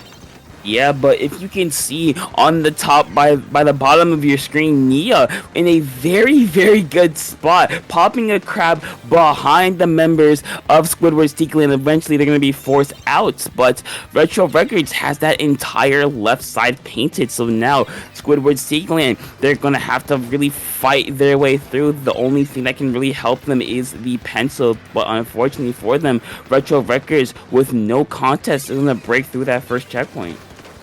Yeah, good paving the way, but now an opportunity for Squidward's Tiki Land to try to get back into things, but Retro Records with another cooler just like that will continue to apply the pressure, continue to display the momentum, and already Nia in a great position with that crab. You see two players going down for Squidward's Tiki Land, and another just continue to go down. You see this gal trying to get the flank, immediately snuffed out by that Dynamo. A great heads-up awareness play from Scribs, and now continuing to try to chug towards that second checkpoint is Retro Records, but they are met by an iron wall here, Topic. Yeah, you know what? That's just unfortunate timing. The Goji getting one with the Zuka, and now Squidward's Tiki Land, maybe they're an opportunity for their first push. They're gonna step onto tower, get a couple of points, but Retro Records has been really, really strong. Unfortunately, they're gonna go 2 down as soon as I say that, but thankfully they do have a cooler, so maybe not, the effects aren't felt as bad. But Squidward's Tiki Land, a very, very quick first checkpoint, and they're going to take the lead, actually, a very, very small lead, but a lead nonetheless. And Retro Records, their defense, unfortunately, one of them decided to go swimming, so the defense won't be as solid as they would like, but they are able to stop Squidward's Tiki Land.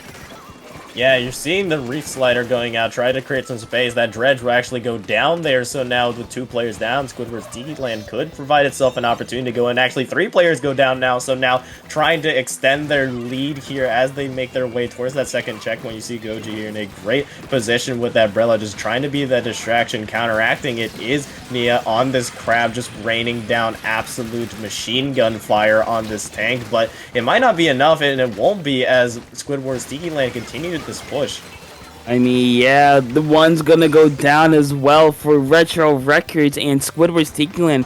They're gonna go 3 down. Ooh. They're gonna get wiped out. Very, very unfortunate for them. And now Retro Records with the opportunity to get some more points on the board, maybe take the lead. But the pencil with a bit of a flank is able to at least scare Scribs there on the tower, and Squidward's Tiki Land with a very, very solid defense. They learned from, or they adapted from what happened earlier in the game, and now they're able to play some solid defense and not allow Retro Records to run them over.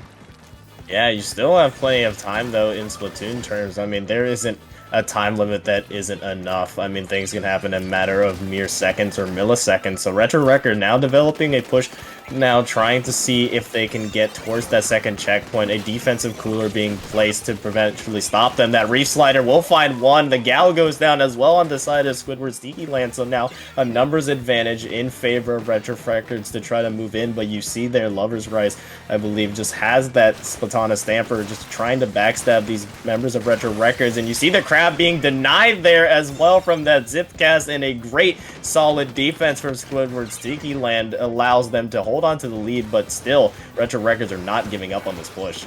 Yeah, because in all reality, that's not a very big lead.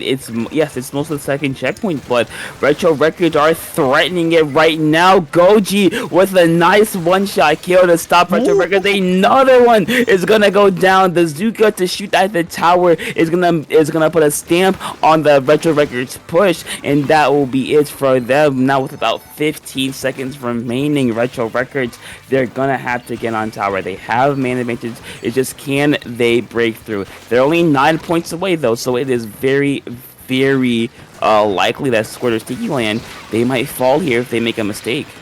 Yeah, and you see the Killer Whale making things already difficult enough. 3 players go down for Retro Records, and just like that, it will end things right there. That is chaotic tower control at its finest in overtime. All it takes is one player to jump off the tower. All it takes is one player of the other team to jump on, and it is game over just like that. Squidward's Tiki Land punch back in a 1-1 set. Now we are in for a closely contested one like we saw in our previous winners bracket finals as we move on to game number 3, Clam Blitz Scorch Gorge.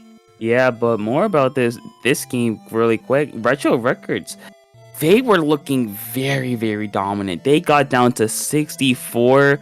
They were looking good. It took Squidward's Tiki Land about to the halfway point to even get on tower.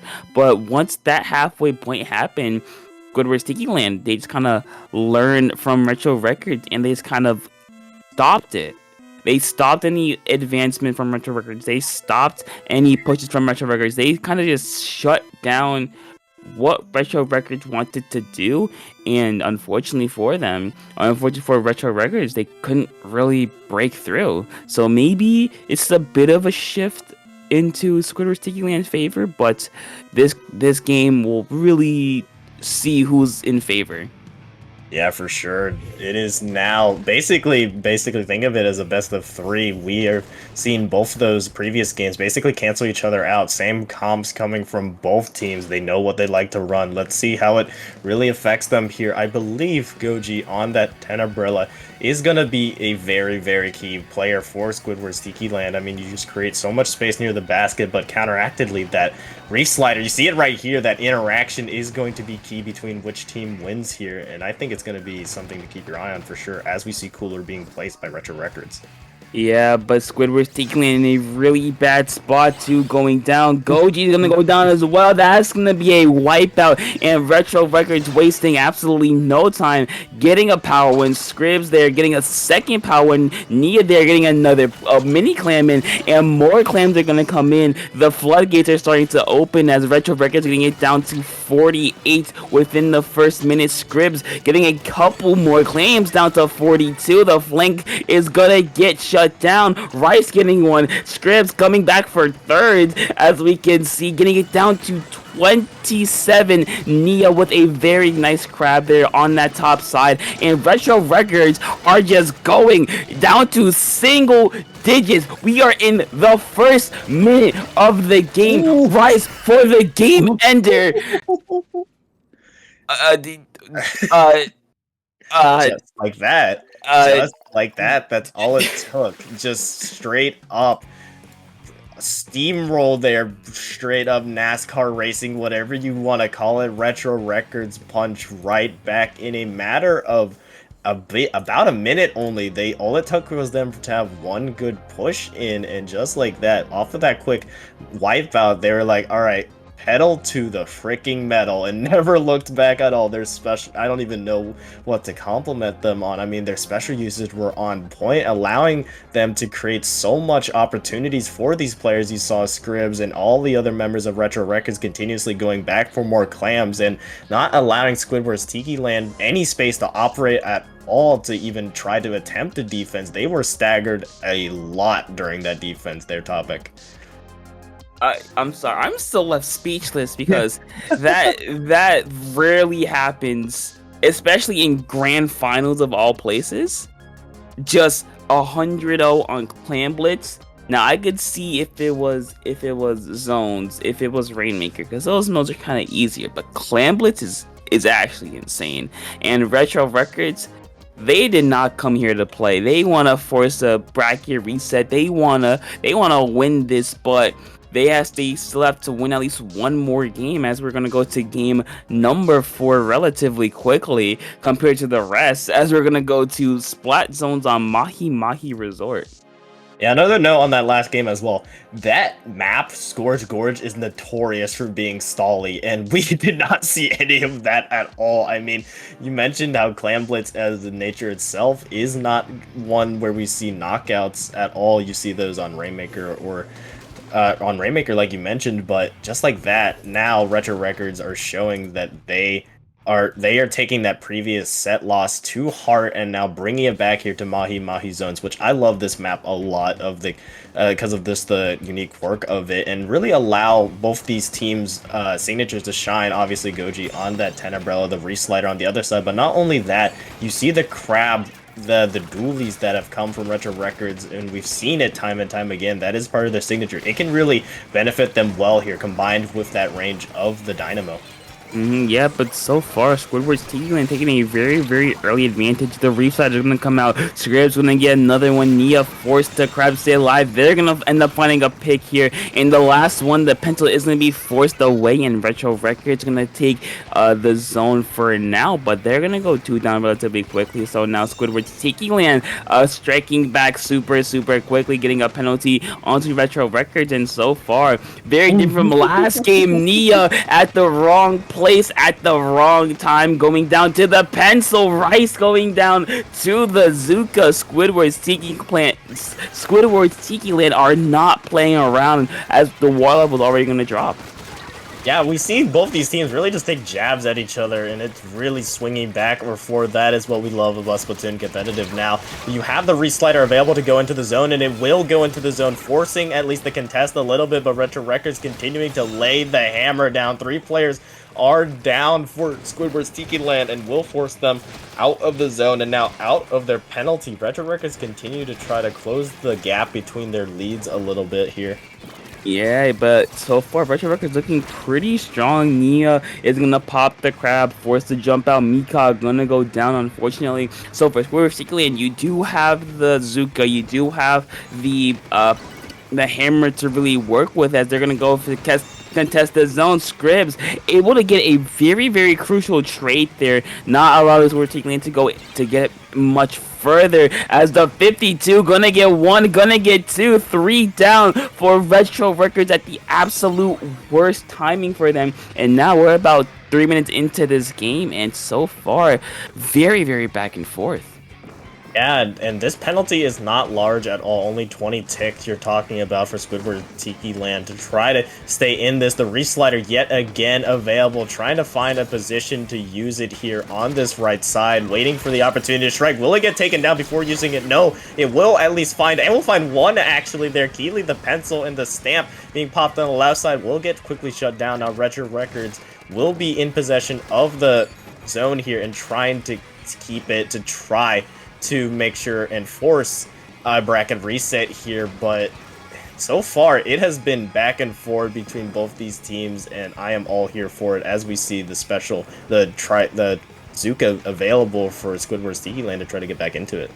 I mean, at this point, it's just a matter of who will have zone last. Nikog gonna pop the Reef Slider, forcing Goji into a bad spot. They're gonna go down, but the hammer sees everyone as a nail, getting a very, very nice triple. A wipeout on the side of Retro Records. Absolutely brutal for them. And now Squidward's Tiki Land, they're gonna have to find a way to hold, because it's been back and forth. If they find a way to hold, they could get a very, very easy lead. But can they do that? They're gonna get one down. They're gonna take the lead. The crab is gonna be up for Retro Records. This is do or die. It's now or never. It's going down, and there it is. Everything at the zone, and Retro Records will at least give Squidward's Tiki Land a penalty.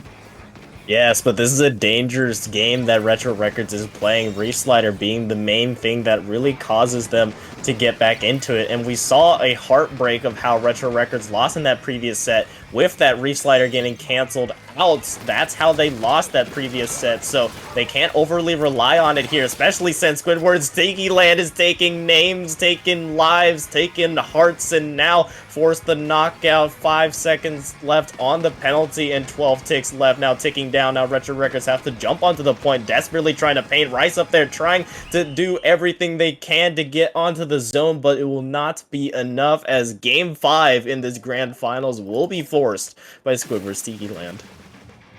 Now, this Game 5 is very, very important, because not only if Retro Records win, I'm pretty sure this is going to be the first bracket reset in Prism Break history, I think. Yes. Yeah. Yes, it is. Okay, so that could be pretty hype, but on the other side, Squidward's Tiki Land, you beat them once, you can beat them again, and in these replays, these hammers were very, very clutch for Squidward's Tiki Land, getting a nice pick onto Ania there with the hammer throw, the wiper coming around for a flank to clean up 3 on Retro Records, and then the flank or the hammer triple at the end that kind of started off Squidward's Tiki Land the hold. That really cemented that, hey, this set is not over until it's over. This set is not over till I hear that bell ring. And now we're gonna see who has more left in the tank as we go to game number 5, our potential final game of the tourney, or the start of a new set, which is going to be Rainmaker on Undertow Spillway. Yeah, I mean, we've seen both these teams, their comps already. We know what to expect here. Won't be expecting any surprises at all, but take a look at how this set has turned out back and forth, back and forth. This is more like what I expected between both these teams. I mean, we saw it, how contested it was in winter bracket finals. The score didn't represent it, but now it definitely does here. But enough of the chit-chat.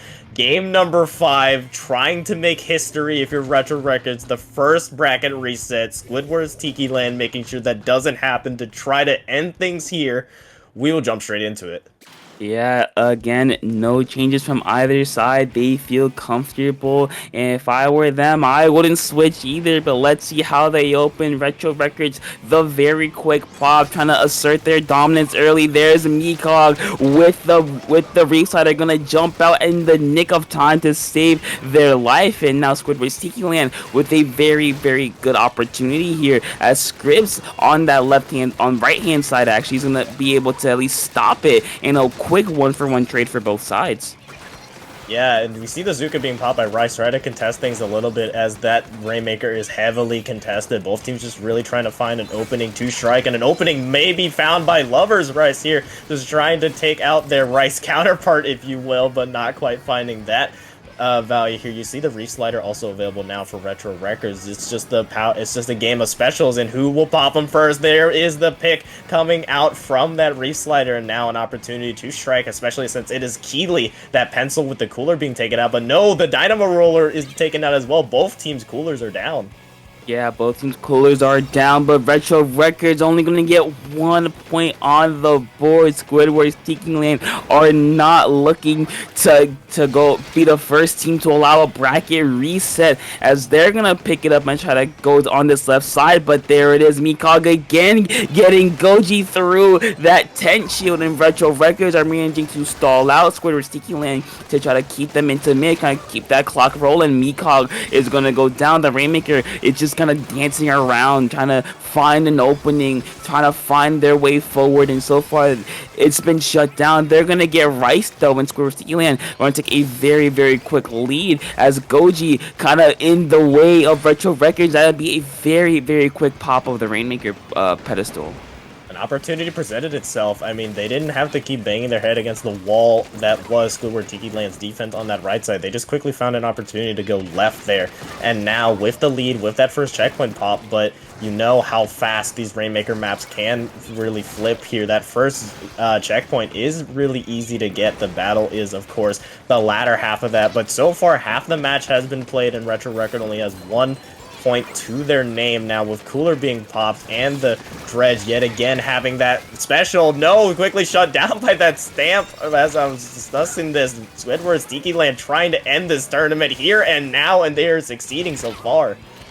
I mean, yeah, but we talked about this earlier when Rainmaker Undertale come up. This left-hand side, this elbow area is very hard. Those Squidward Tiki Land making their way forward, getting it down to 38. Chungus here doing the smart thing and just keeping their cooler, which is very crucial, as we've seen before. And now Retro Records with an opportunity here to take a lot of mid control, but Squidward's Tiki Land again not looking to give that up easily.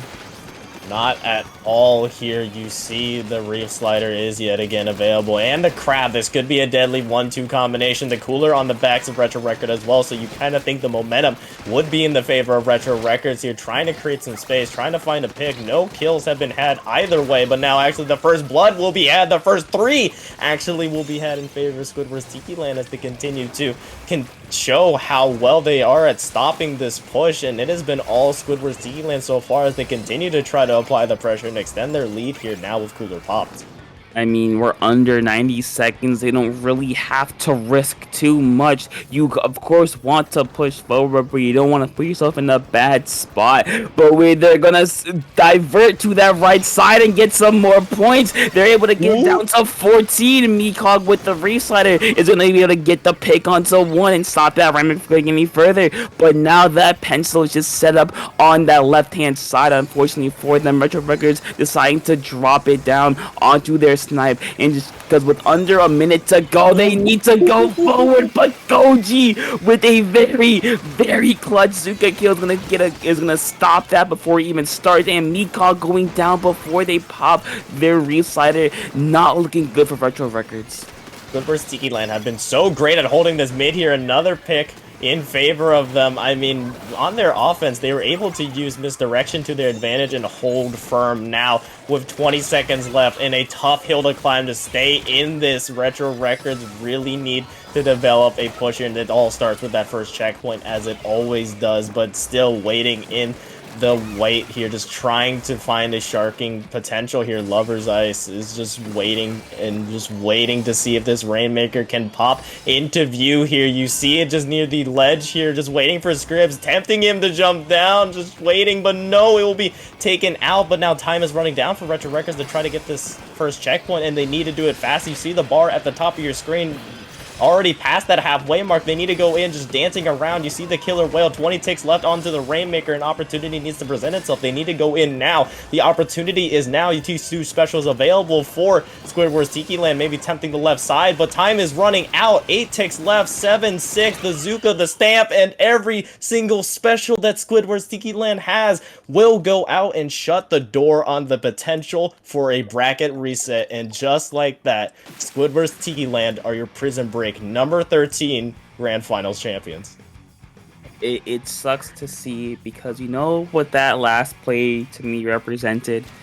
It represented indecision, because we saw there that they had the time, they had the space, they had the momentum, but it just hesitated, and that hesitation killed them. It allowed Squidward's Tiki Land to get the specials, to get the people in place. It allowed them to just kind of sit back, because Retro Records, they had to make a choice, and we both saw that they took about like half of the time on that Rainmaker just deciding which way to go, when in reality the time was not on their side. They had to make a very, very snappy decision. Unfortunately for them, they weren't able to do that. Decision paralysis as it may be, because they were kind of stuck in mid, and when they tried to go at the very last second, all Retro Records or all Squidward's Tiki Land had to do was just kind of throw everything in the kitchen sink at the Rainmaker, and unfortunately, that's all she wrote. In the Fat Lady sings and Retro Records, your time is up.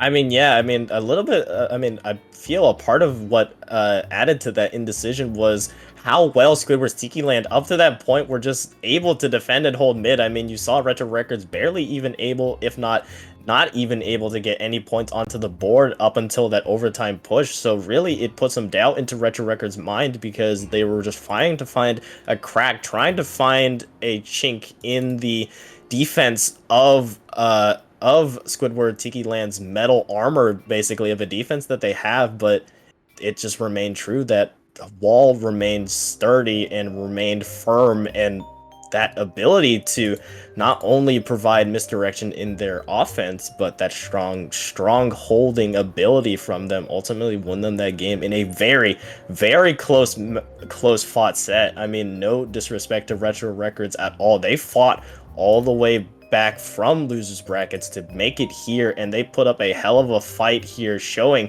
that they have the capability to stand toe-to-toe against Squidward's Tiki Land, because the previous set was also as nail-biting as this one, but it truly delivered for sure. Topic. I mean, you want to talk about close? This entire set was close, except for game number 3 on Clan Blitz. Retro Records, in all reality, they kind of just steamrolled Squidward's Tiki Land. They did not care. They took no prisoners. They went full scorched earth in that game, and I think that kind of shock value, you could say, that kind of shock to what they did, kind of flipped the switch into Squidward Tiki Land's mind, into their minds, and said, you know what, this is how we play our game. We need to respond to them. We need to get back to what we do best, and that's exactly what they did, and it showed out here. It really did show out here. Yeah, the relentless hold that Squidward's Tiki Land had. Congratulations to them.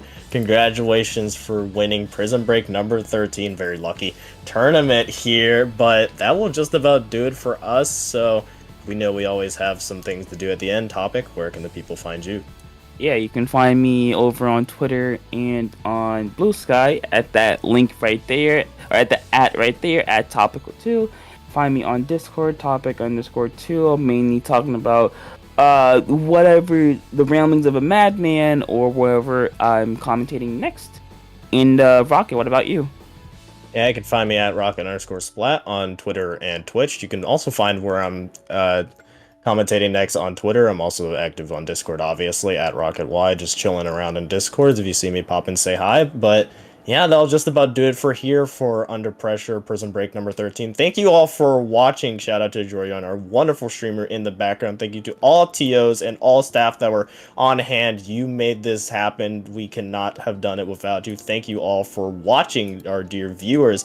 We all do it for you, but yeah, we will see you in our next edition of Prison Break number 14 next week. Yeah, and of course, as always, one piece of advice that all of you should remember is that you should never stop disturbing the peace. And with that, we are out. Oh yeah, make sure to vote for the maps. Make sure vote for the maps. Vote for the maps. Disturb the peace. We're out.